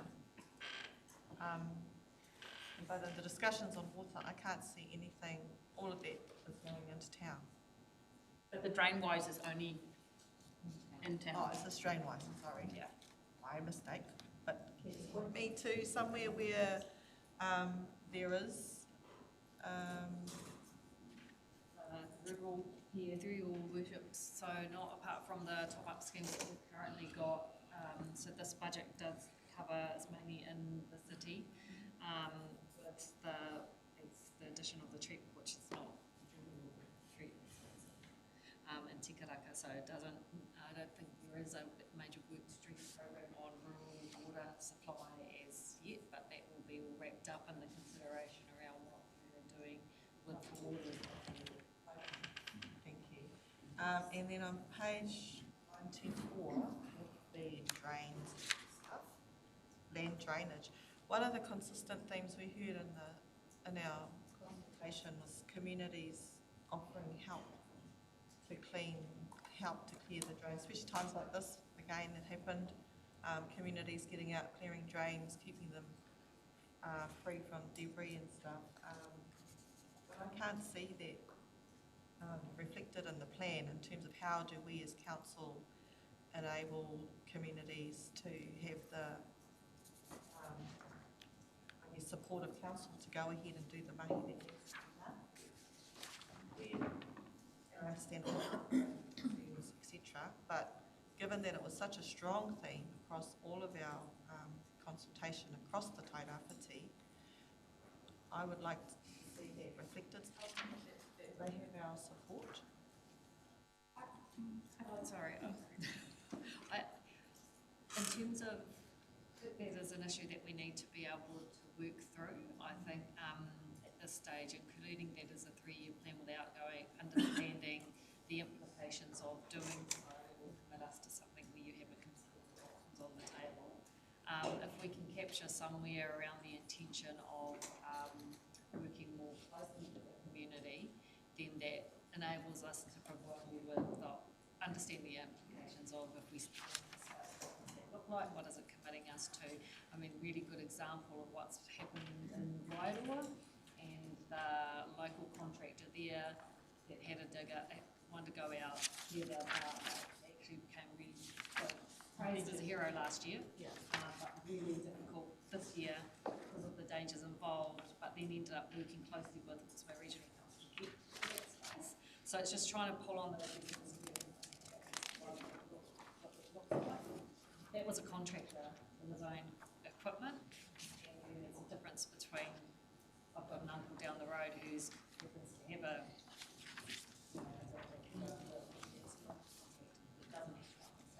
so I think there's a bit more that we need to unpick in that space, but if we can capture what I think capturing that so it doesn't get lost, so that we are committing to looking at yes, please. And I mean, I think it's important that we reflect that we heard. Otherwise, what's the point of it all? Page 97, I just had a question about the port. Tons of cargo. 97, the port. 2.4 tonnes of cargo? Yeah. It seemed like not a lot. Is that correct? Or 4 million. Yeah, I think should be. Okay. M there, I think. That should be 2.4 million. Can you put an M there then? I was, surely there was more than 2.4. Okay. And while you're on the page, the other one is employment rate, 6%. Should be, it should be, it's the unemployment rate, not the employment rate. Yeah. And then on page 104, just the large, what I read, although we received 54 million, am I reading this right? We've allocated 2.7 million over 3 years to tackle the most critical areas. So what happened to the other millions? So that's the new targeted rate, that 2.7 million, is that correct? Yes, it is right. And and the other was for funding that's gone to contractors to Okay, thank you. 118, oh, that was just a little spelling typo thing. And I just wondered, page 13, or right through the document, where we refer to Wakakutahi, whether we need to change that to NZTA? Yeah.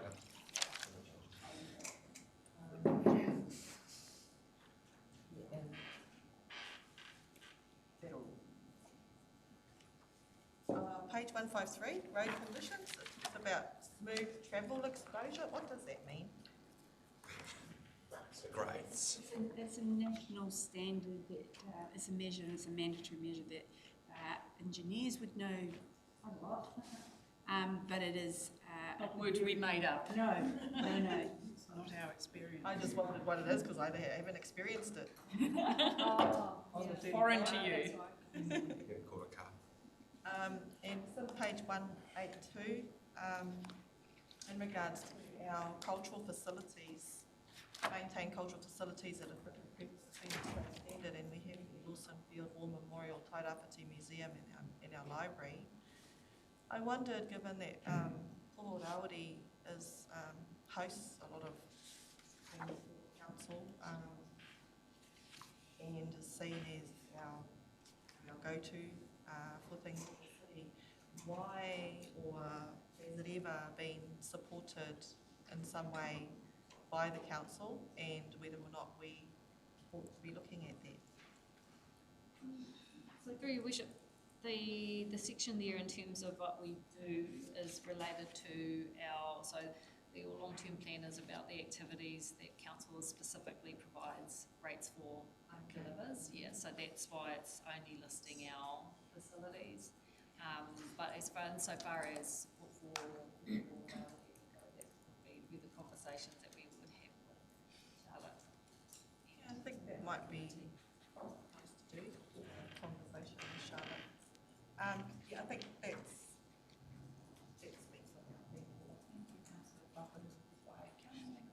Last question. Thank you. I just wanted to quickly respond with regards to Councillor Order's comments about the arrival of the agenda, because we did get sent a number of those reports.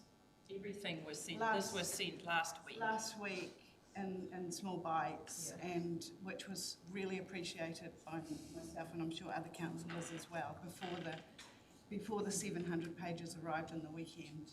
So just wanted to point that out. Last comment, Councillor Tupara. Not a question, just a comment. And just an acknowledgement to staff for writing a very difficult report under very difficult circumstances. And I acknowledge, particularly on page 274, some of the changes to the rates we're expecting our community to have to front up with.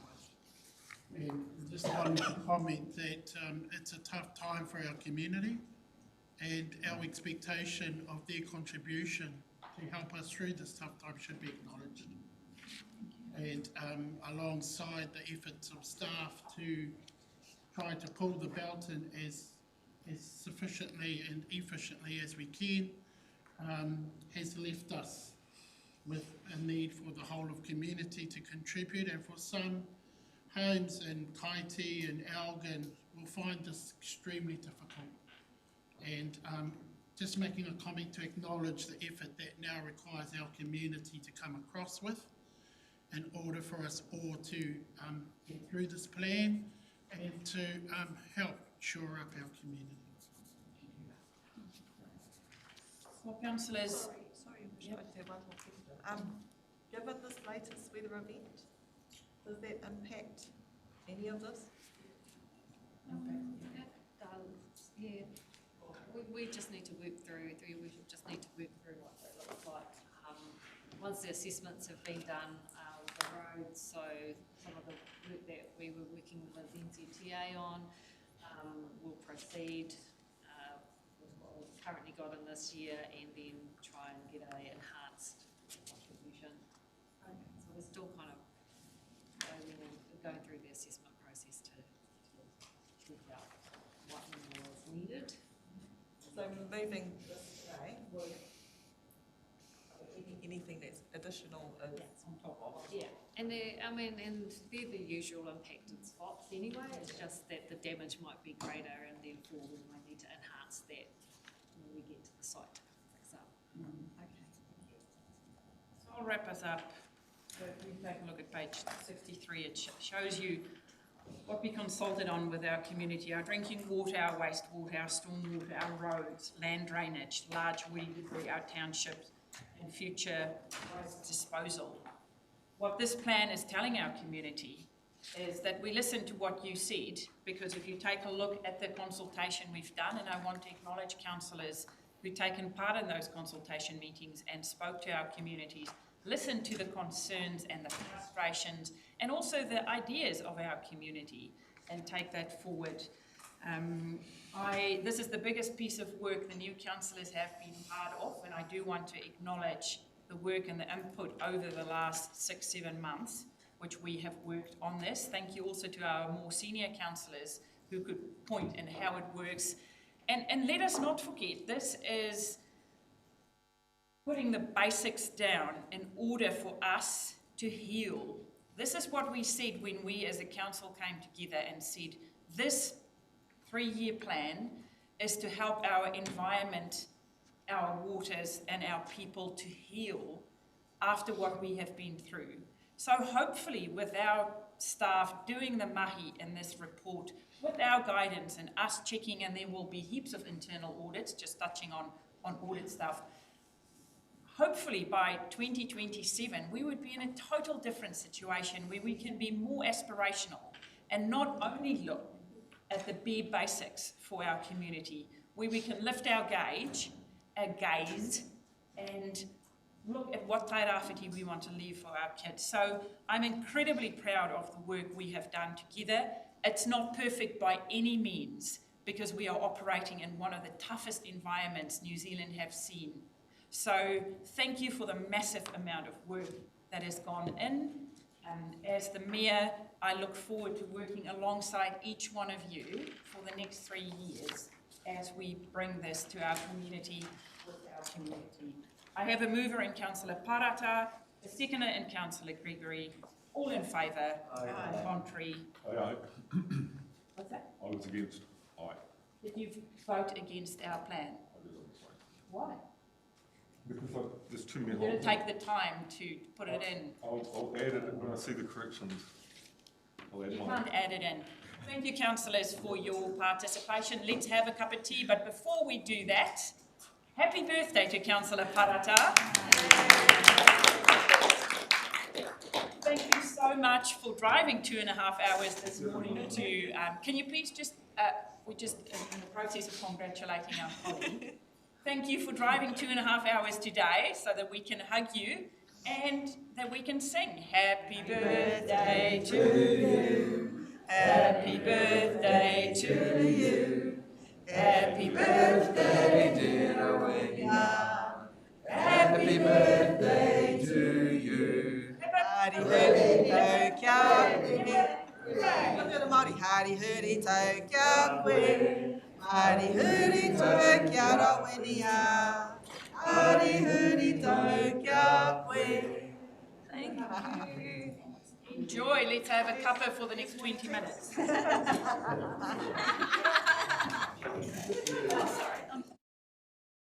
Back, councillors. So we're on page 596, so this is just the procedural paper. But before we do that, Councillor Wharehinga, did you have a question? Yes, thank you very much, Your Worship.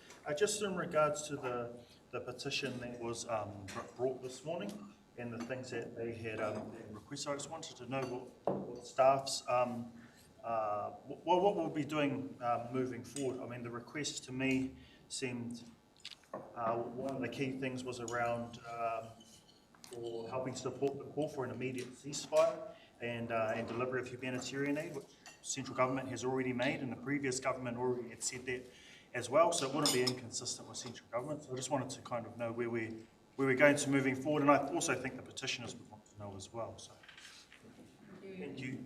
Thank you, through your worship. So we haven't had time to consider the petition in its entirety. I would say that while it's central government does that, it's exceptionally rare for local government to enter into this very, very political domain. So with that in mind, we'll have a look at what they are proposing. There may be things that you can resolve for yourselves as councillors. They've requested to fly a flag, whether that's appropriate. I think that you would make a call on. But yeah, I think with that in mind, it's not normal for local governments to be supporting a petition of that nature. However, we'll take a look at it, have a few conversations with other councils, even potentially local government New Zealand. Thank you. I can test that with local government. Yeah, like a text. Thank you very much, Nadine. Thank you. Okay, councillors, we're on page 596.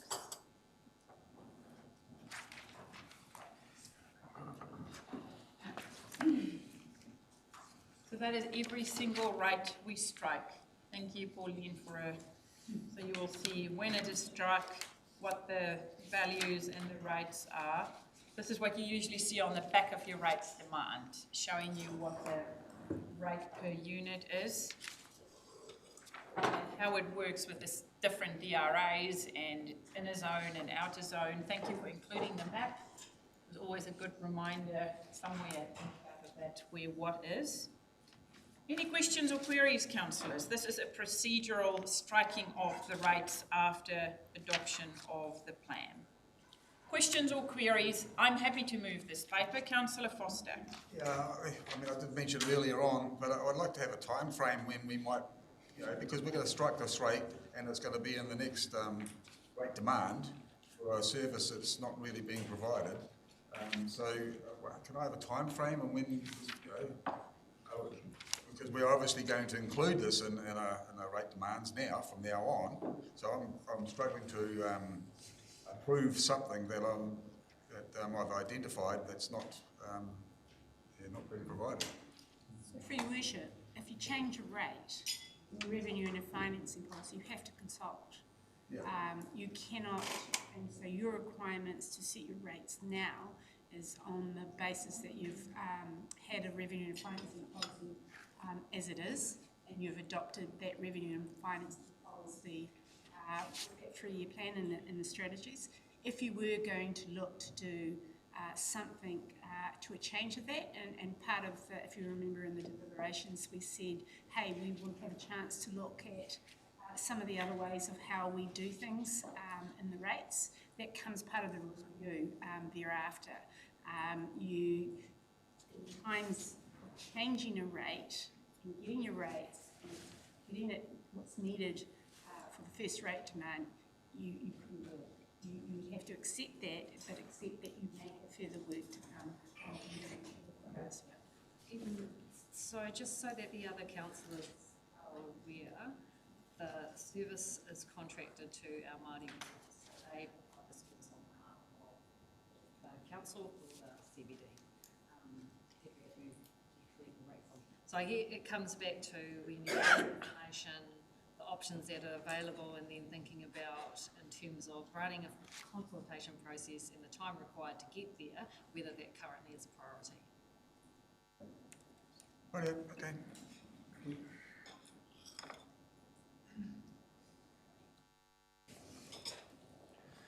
Questions or queries? If not, is there a seconder for the paper? Seconded by Councillor Robinson. All in favour? On three. Okay, councillors, while I go and grab my coffee, because it was gone when I got there, because all of you grabbed it, open up on page 609 for our local alcohol policy, which we will have Joe. Joe, you can open up the paper. Morena tātou, this is the final step in adopting the new alcohol policy. So the changes made to the policy reflect the direction given in deliberations, which were held some time ago now. So just as a refresher, we have not made any changes to the opening hours. We have made some minor changes around clarity of wording and allowing, if appropriate, some additional requirements around external signage to be imposed on licences.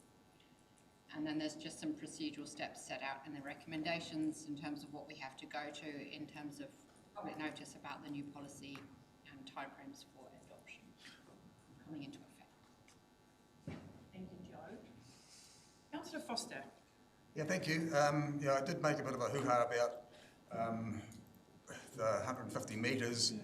Our last hui that we had up the coast, and I did vote on status quo at the time, and bearing in mind there was a CBD exclusion area included in one of the options, but I didn't agree with the exclusion of the CBD only. I want the exclusion of the whole district from 150 metres, and I want to make an amendment to this, and I'm not happy to pass this as it stands.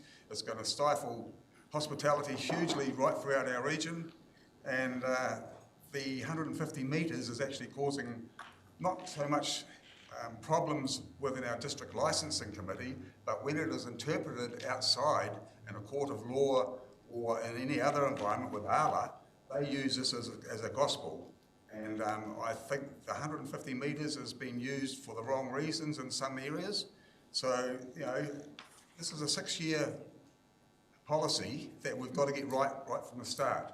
And I could have agreed with the CBD only being an exclusion zone, but it's not. It's the whole region, and I know instances right now where people are trying to set up different hospitality businesses that are within 150 metres of sensitive sites, and there's other sensitive sites that are going to go within 150 metres of an existing business, which causes some grief because of this 150 metre exclusion zone. So I would like to make an amendment that we go out and consult again, and we get rid of the 150 metres. We've got sensitive sites.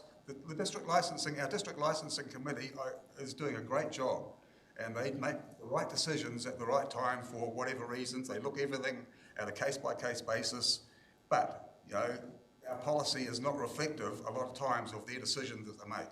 So I want our policy to be totally reflective of and give them the tools that they need to make the right decisions, and not cloud the decisions when it's done and our policy is taken externally to operate on in a court of law or some other environment. Councillor Foster, if I move something to the effect, propose an amendment to the new LAP and then instruct staff to prepare an amended draft of the LAP for a new consultation process with respect to the sensitive site provisions of the newly adopted LAP. Would you second that? I would second that totally. What's the feeling around the table? This was raised via emails, via discussions, via our potaka marae deliberations as well. This is something where we want to make sure we respect our sensitive sites, but we also support our CBD, and that is probably what we will look at as labs. Sensitive sites have their place, but maybe for us that would be a focus, that area is encouraged to not have sensitive sites, where then different activities can happen there. So I think if people agree with this proposed amendment, I'm happy to move it in second by Councillor Foster, but the discussions are open. Let's start over there with Josh, and we come then Rawinia Rob. Thank you very much, Worship. Just a couple of questions. In terms of reconsultation, like, does staff have an estimate in terms of time and an estimate in terms of additional cost? Just off the top of your head. I'm not going to see supplementary questions and statements as well. Through you, Your Worship, it will need a re-evaluation of our current work programme, see how this review can fit in. I would say that there is some work currently underway, as we've talked about previously, in relation to the future development strategy to undertake master planning for the CBD. And it would seem to me that potentially the outcomes of that process would align or feed well then into a more detailed review of sensitive sites within the local alcohol policy, recognising the need to look broader than CBD as well. Otherwise, we're doing a lot of pieces of work piecemeal. So that master planning process, we're scoping that at the moment, so it should be underway shortly, but it's probably a 6 to 12 month process because there'll be engagement involved there, but we can use that engagement to inform the local alcohol policy, for example. Is there anything stopping us from endorsing option 3 right now for proposal 1, which would exclude the CBD from the rule in the meantime while we conduct the wider regional sensitive sites engagement? So through you, Your Worship, that was put out for consultation. We didn't really receive much feedback on it, so that would be a choice you could make. It was within the consultation package. Yeah, I do just want to note that there were 13 submissions actually in favour of that option, so it does seem to me that it would have been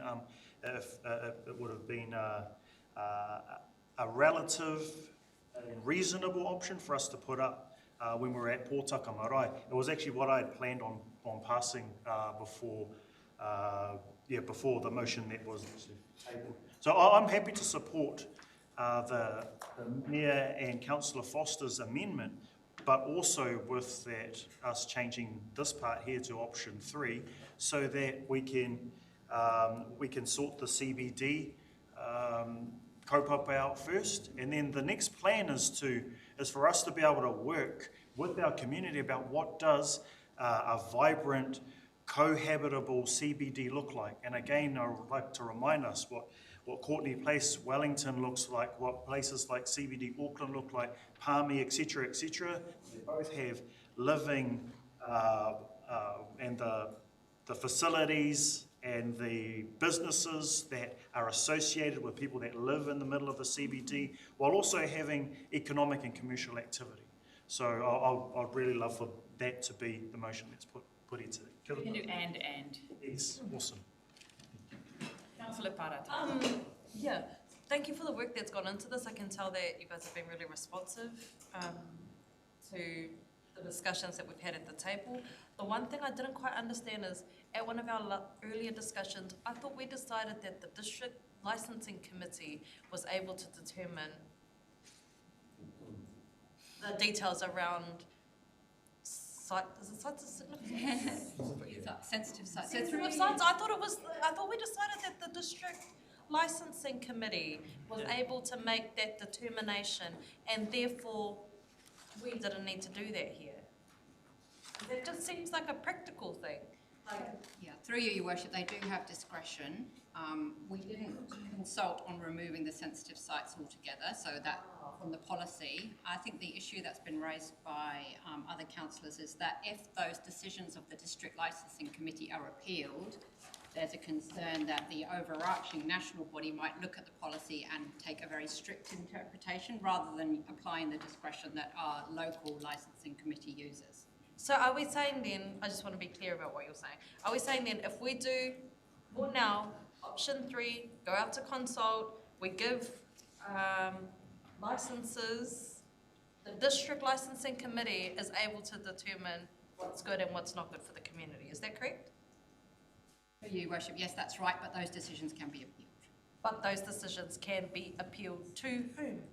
Ala is the alcohol licensing authority. And it is a national body. Yes. And then through Your Worship, and that is where ALA is likely to consider what counts the sensitive sites matter. I see. Okay. I'm happy to support that then, the amendments. Yeah, the and amendment.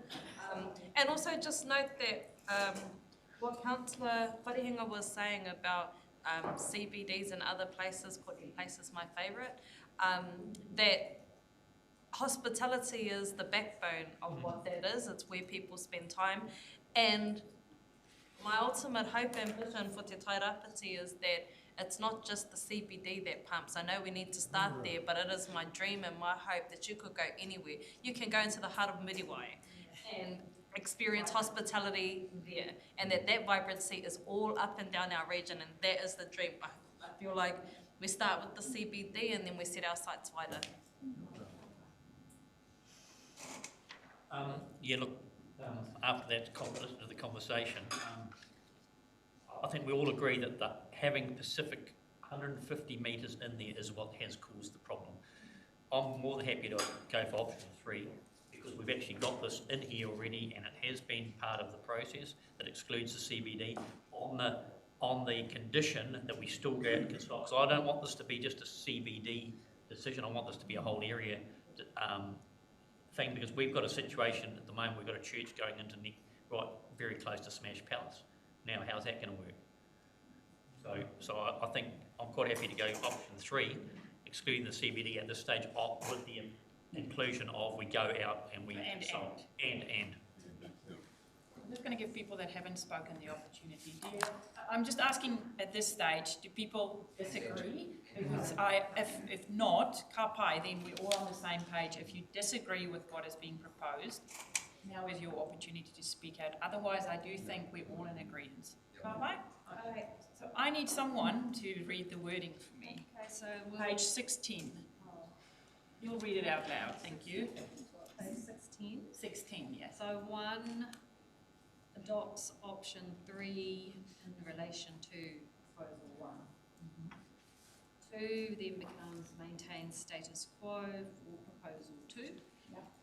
And then the rest are the same. So then it is just the numbers need to change. And then the additional one, in which case it's not going to be amended, what it is going to be looking at the sensitive sites.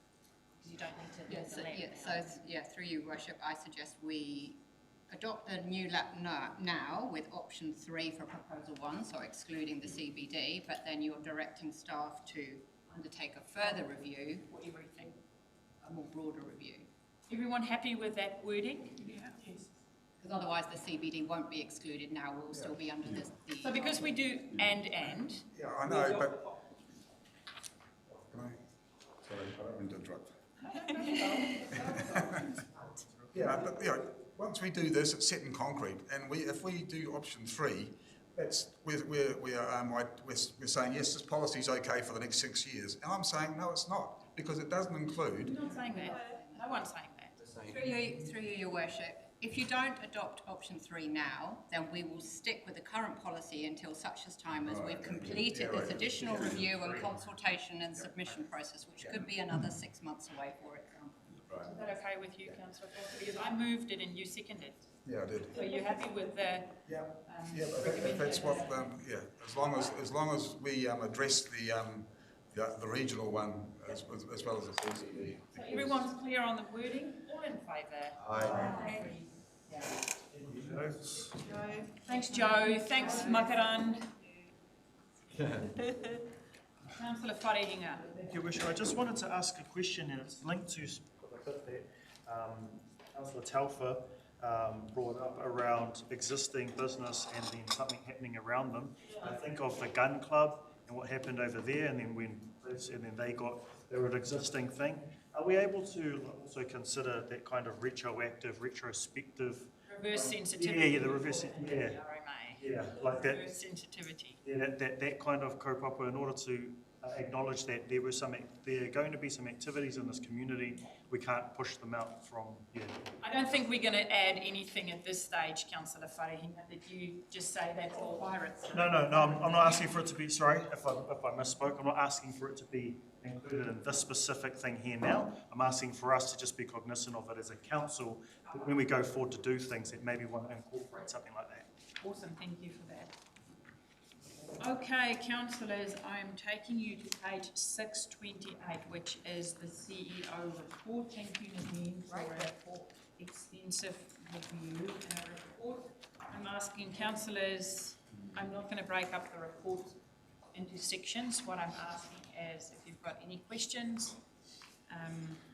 It's really a clear, straightforward stuff, but there might be some questions that councillors have, and now is your time. Councillor Gregory, thank you. Thank you for the report. I just had a question on page 640 with regards to the regional spend management plan, and there's news, it talks about the schools that are going to get some lowered speed limits, and I just remembered from the talk, the submissions we had about Ngāteka and Maori school also. Are those two schools also included in lowered speed limits at some time, or what's going on there? Who can respond to that? Mr. Barry. Ngāteka and, sorry, I'm uncertain, Gregory, if they were included in that. Maybe come back to us. Find out. Yeah, would that be good?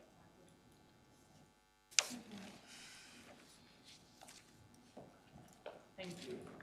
Councillor Papu is really well. Thank you. Page 643.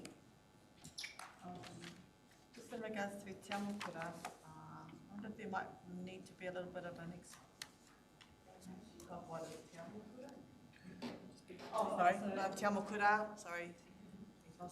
Just maybe a little bit of something at the bottom, footnote, to just explain what page was that? So 643, Te Amokura? 643.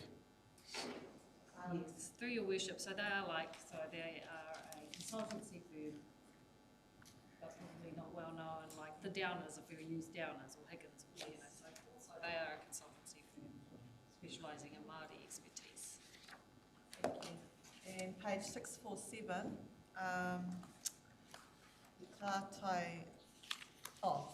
Tāhui Paikiri.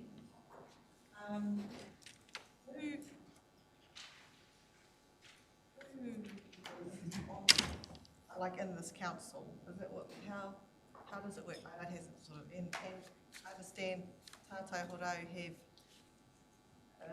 had a look at our policies. Do we see that report from Tātai Horau?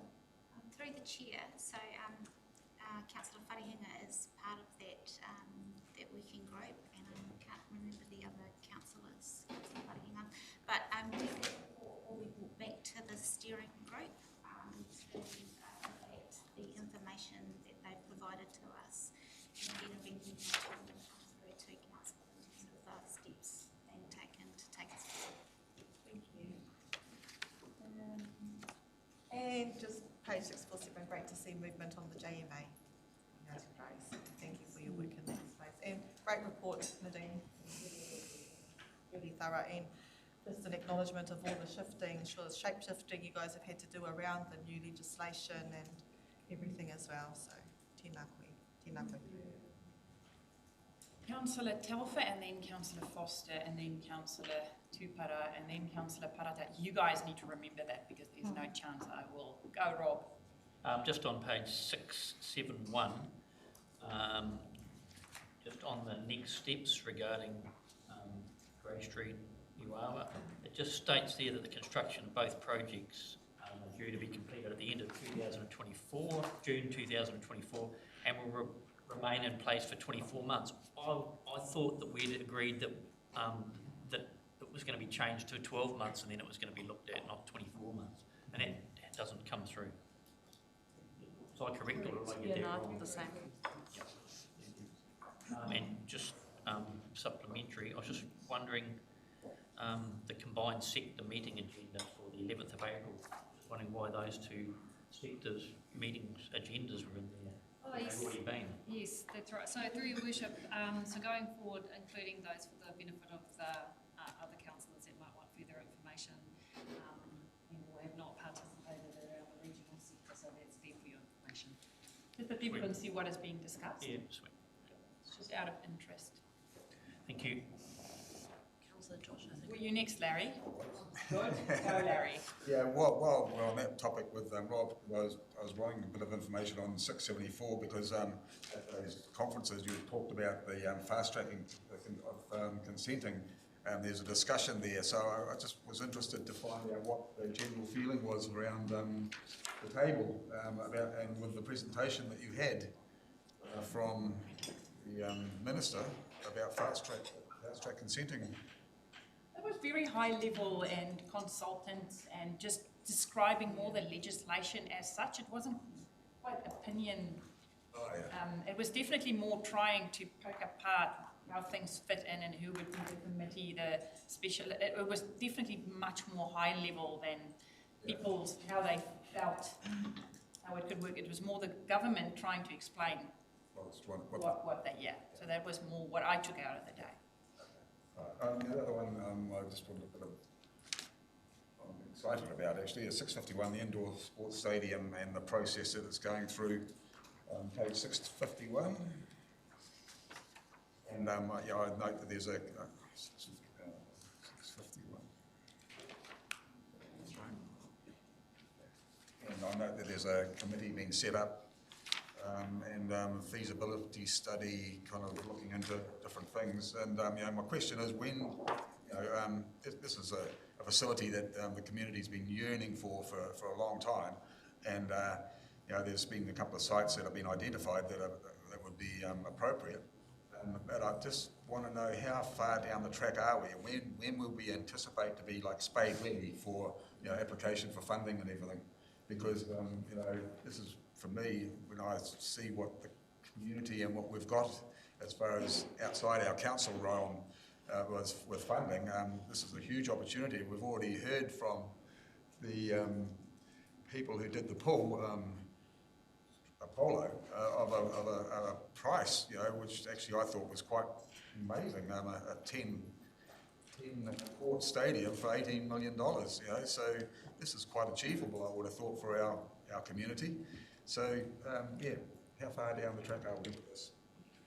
Michelle.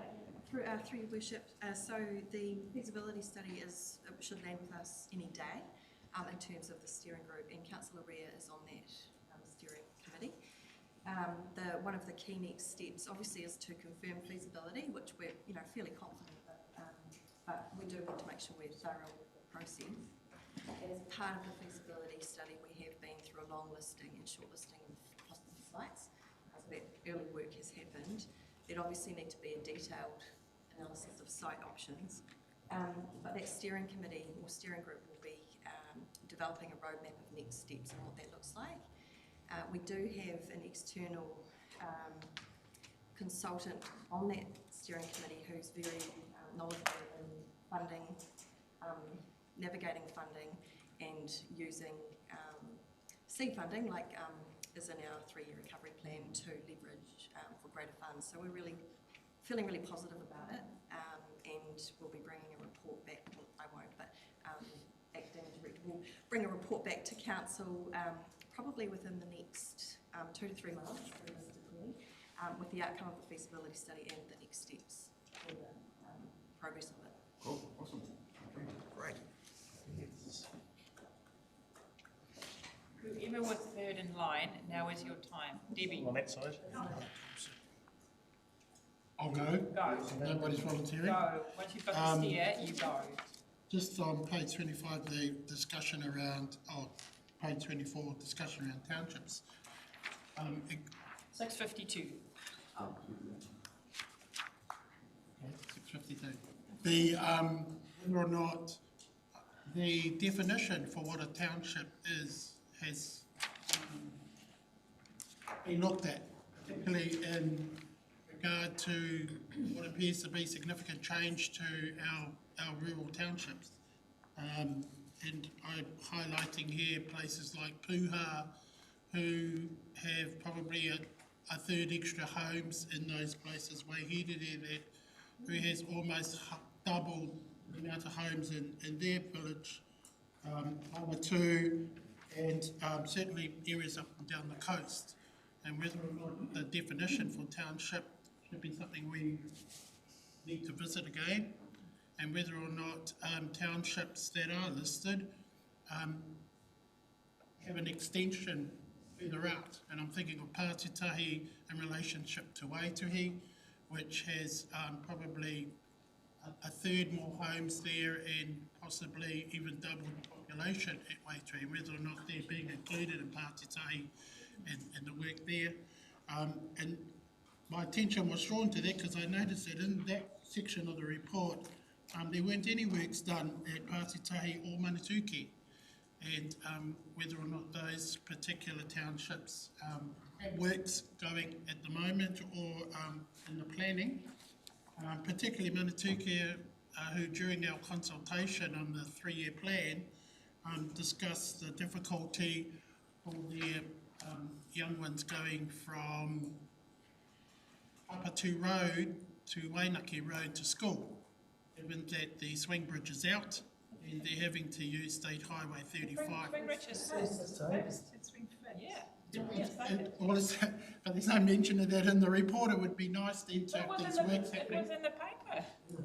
It was in one of our previous papers and in the Gisborne Herald as well. Yes, I'm just talking about this report, that it would be nice in terms of being able to visit our township reporting, that those things are very clear, particularly given the attention that was given that during consultation.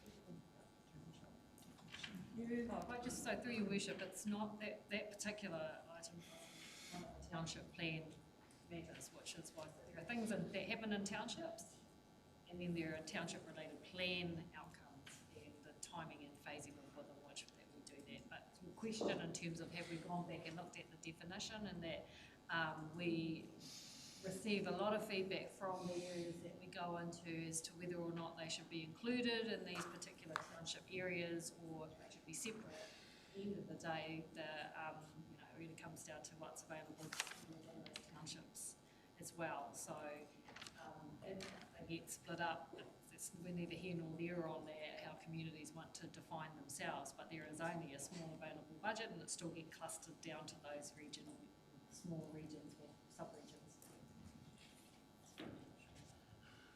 There was someone on the turn. Oh, there we go. Someone knew she was next in line. Go. Thank you. I think the CE report is an excellent, every time I see it, it's an excellent summary of the breadth of mahi that council do. And reminds me actually that council is a massive machine. It's an octopus that's being run. Sometimes I don't know how we manage to do so many things as a unitary authority. So if you're watching this on live stream, check out the CE report because that will help give a lot of context to what's happening in your community and what's happening in our region. So that first.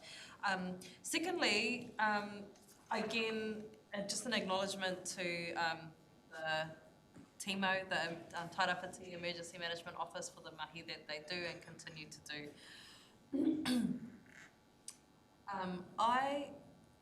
What is specialist emergency equipment? It is on page 41 that 19 communities have got specialist emergency equipment. What is that? That's the containers. The marae. Oh, is that what it is? Yeah. Okay, cool. You share a birthday with Ben Green as well, so it's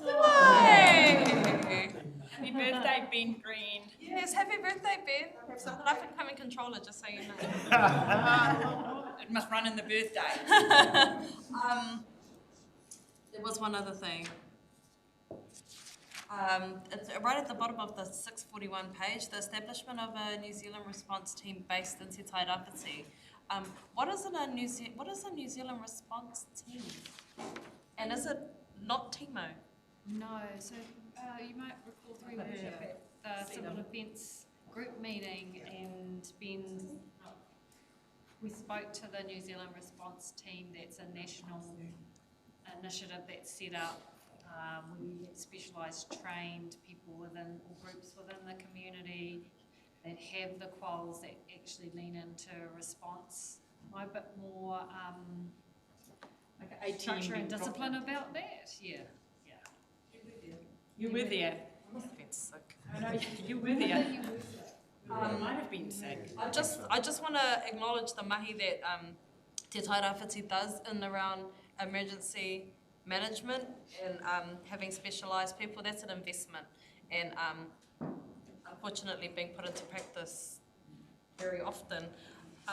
I would hope to see a more profile of the mahi and the investment that we do in that space, because I feel like that's what makes us super special. In New Zealand, it makes us super special that we have so many skilled people in that space and that we're investing so heavily in the protection and resilience of our people. Thank you for the report. I'll move it. Councillor Elder. Thank you. Page number 671, the red updates Grey Street, and talking about safety assessments. It's a little bit unclear whether the safety assessments refer to the early stage of the build, and I remember in a meeting it was stated that there'd be a final sign-off by health and safety. So my question is, has that sign-off happened, and if so, were any concerns raised? I'll have to defer to Mr. Berry in terms of Grey Street.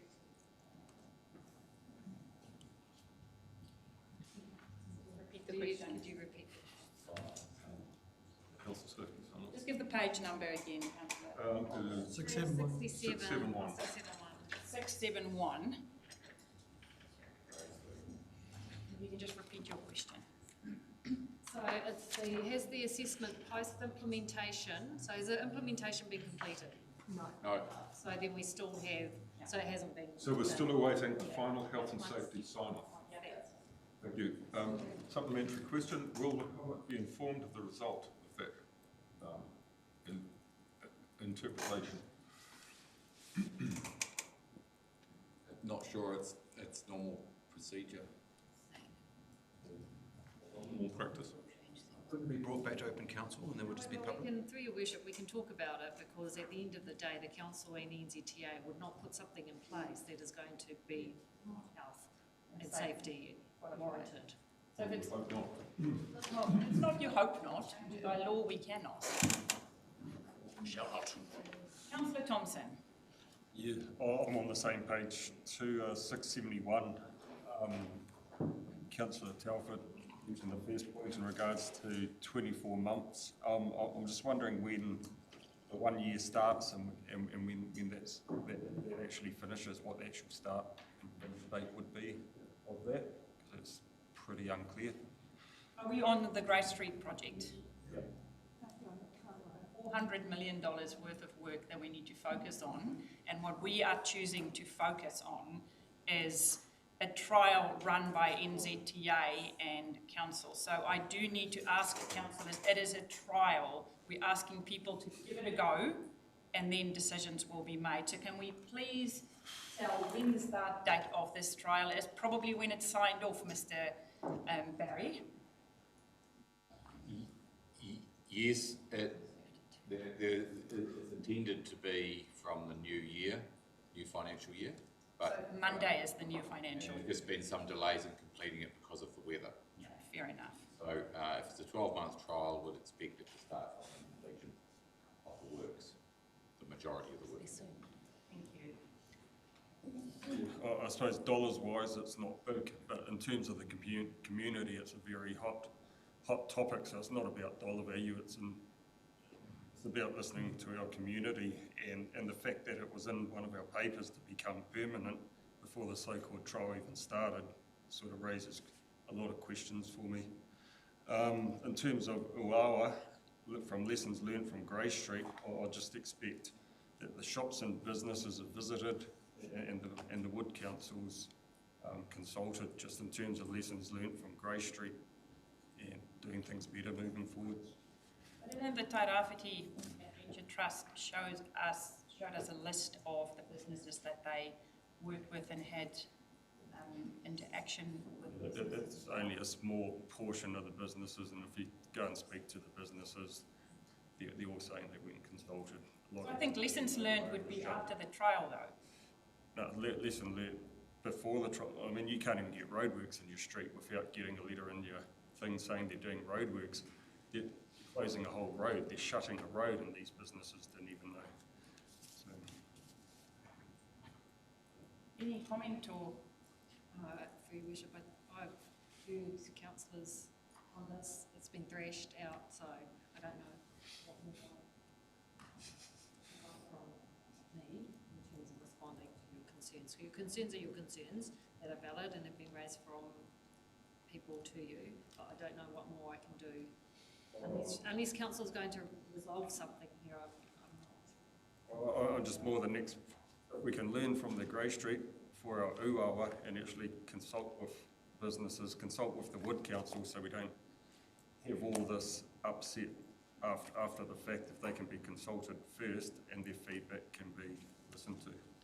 Can we convey that to the people who are actually in charge of the project, the Tairāwhiti Adventure Trust, who are doing the mahi, because they did the consultation on Grey Street. It's not council or NZTA who did the consultation. And Uawa is quite a different community to the Grey Street community, and that's been locally led by BC, and she is engaging.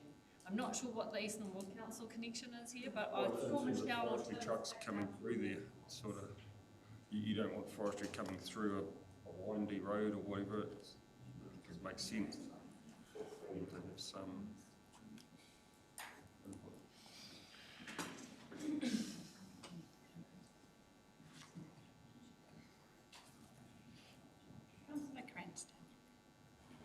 Yeah, I understand where Teddy's coming from, because I took my granddaughter down to the skate park last week, and someone leaned out their windows and abused me for what I'd done on Grove Street. So that's our concern. We're getting it in the neck, all of us. So that's my relative concern. Someone leaned out the window, swore at me for what I'd done on Grey Street. So just bear that in mind. As far as it goes, I went up with Tim up to Uawa and consulting on their Streets for People, and it was a big meeting. There was 45 locals there. So they went through a change of plan, which was accepted by the people there. So I've got a reasonable amount of confidence that what's happening up there is a community project, because they had such community input. It started off quite hostile, but in the end, people were around, looking at the same plan and seeing it together, so that's good. And just on the funding, I still see we're noted as funding in 330 on page 665, so my understanding is 900.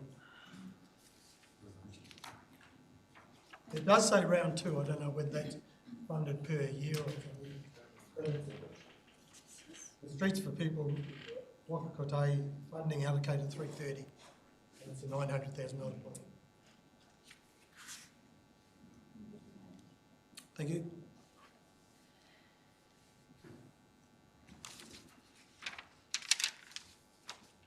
Who else wants to speak? It's already been moved, Jane. I moved it. Councillor Telfer, No, are you just doing a big sigh? If no one seconded it, I'm more than happy to second it. It's been moved by Councillor Potter. So I do want to acknowledge what Councillor Cranston has said, and Councillor Thompson is involved as well. I do know that Grey Street is controversial. It is the first time a project like that is done like that, where councillors were not really part of it and someone else did the consultation and someone else secured the funding, and now it feels like we are dealing with some people. I've heard good feedback, I've heard negative feedback, and to me what we need to say to each other is, it is a trial, let's see what comes out of it. Because what is the alternative? It is funding that was secured through NZTA by the Tairāwhiti Adventure Trust, who for years or 18 months did the consultation. They came here and shared it with us. I have hosted several people, very unhappy people in my office, talking through, looking on the Gisborne District Council website at the layout.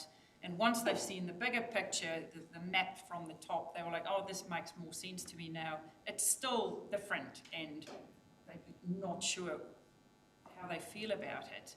But to me, this is something that was committed by mostly NZTA, funding secured by the Tairāwhiti Adventure Trust, who did the skate park, who did the pump track, who are doing stuff, and who did the pump track in Uawa as well. So they do have a good track record for doing stuff. So what I'm asking of councillors, yes, I hear you are receiving, I'm receiving that more. But like I say, I'm quite happy. I've got very broad shoulders. I'm not worried. I love to receive feedback, positive and negative, because only then can we make an informed decision. Is it a good move or is it a bad move?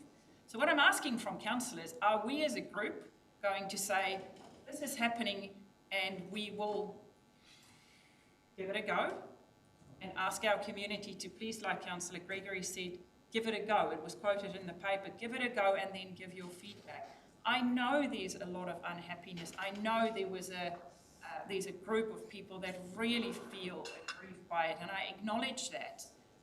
It is getting on a lot of people's nerves. So I'm asking, because every meeting that we are going to have, every CEO reports. is Nadine will update. So for now, once it's complete, Mr. Barry, then after a year, people will look what is working, what is not working, and then take it from there. Because it needs to go through one summer where you can see the interaction of people. And so I'm asking of councillors, are you going to give it a go? Or what is the haps here? Because I'm confused now. Councillor Robinson. Madam Chair. I want us to give it a go, and I want us to just get behind it. It's a year-long trial.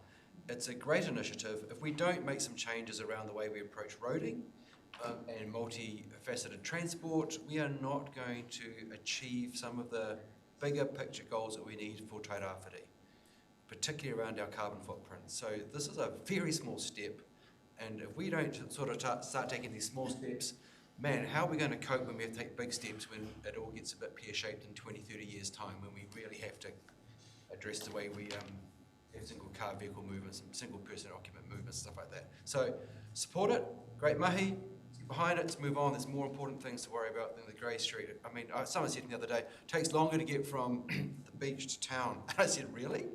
What, 15 seconds? 10 seconds? 30 seconds? Oh, those bumps on the road. Far out. Move on, please, people. End of the story. Let's get our health and safety report, get it signed off, and get on with the other mahi that's more important. Councillor Wharehinga, thank you. Thank you very much, Your Worship. I do kind of want to speak broader first in regards to this Grey Street kaupapa, because this is one of those things, just principally and just strategically, that heaps of our community always ask us to do as council. They always ask us, you should give this to community to do. Council doesn't know what they're doing, community knows better, you know, and I'm proud of us that we supported a community organisation to do that thing. We've been some of those same critics to this council. We have been. I have been. When I was chair of Kapai Kaiti, I've stood inside the old council chambers and said exactly that thing to council. You know, this is one of those times where we did that meaningfully. We took our hands off the steering wheel, but we did that for a principled good reason. We have learnt, I feel, I have definitely learnt, in terms of us being closer to that steering wheel, us being closer, because one of the things that always happens is that council is left holding the baby, and that's what we're in this situation. I hear you, it sucks. The feedback, getting our community providing that to us, it sucks. But that's the thing that we put our hand up to do. We have to get this kind of feedback in regards to everything that happens, even when they're not our fault. So I do really agree with how we let the community lead something, and we let them lead that honestly. In regards to this project, I do agree with you, Your Worship. We're in that situation where we have to give it a go, you know. 12 months, I've heard 12 months. I really want to know when the completion date specifically is, so that I can then plan out and track what 12 months completion, or 12 months review date looks like. I want to know what the terms would be in terms of the council and NZTA providing the review in regards to that, whether it's 90% our voice and 10% outside of NZTA voice, all of those things. And that's what I'd like to encourage us as councillors to do. We start thinking about the next thing that's down the track, because there are hundreds of things that are coming down the track. If we keep looking back this way, we're not going to be prepared for the thing moving forward. So that's where I'd like to leave that. I fully support you, Your Worship. Okay, I've got a mover and a seconder for the CEO report. Who was the mover and who was the seconder? Second. Winya and Josh. All in favour? Aye. Contrary? Carried. Okay. This is just the next is a noting report for the submission that we did for Maori Ward support. People want to discuss this, or just showing what was handed in? So, moved by Councillor Wharehinga, seconded by Councillor Pahuru-Huriwai. All in favour? Aye. Contrary? Carried. Why are you abstaining? That's not how it... Emma, can we please have a workshop on how voting works, because there's clear misunderstanding that you can abstain just because you feel like not voting. That's not how it works. So if we can please have a workshop with councillors just to clarify again how the process works, that would be fantastic. Just read Steve. I am going to close our public meeting. Is that correct? Yes. Thank you. Public meeting is closed. I move we go into public excluded. Seconded by Councillor Robinson. All in favour?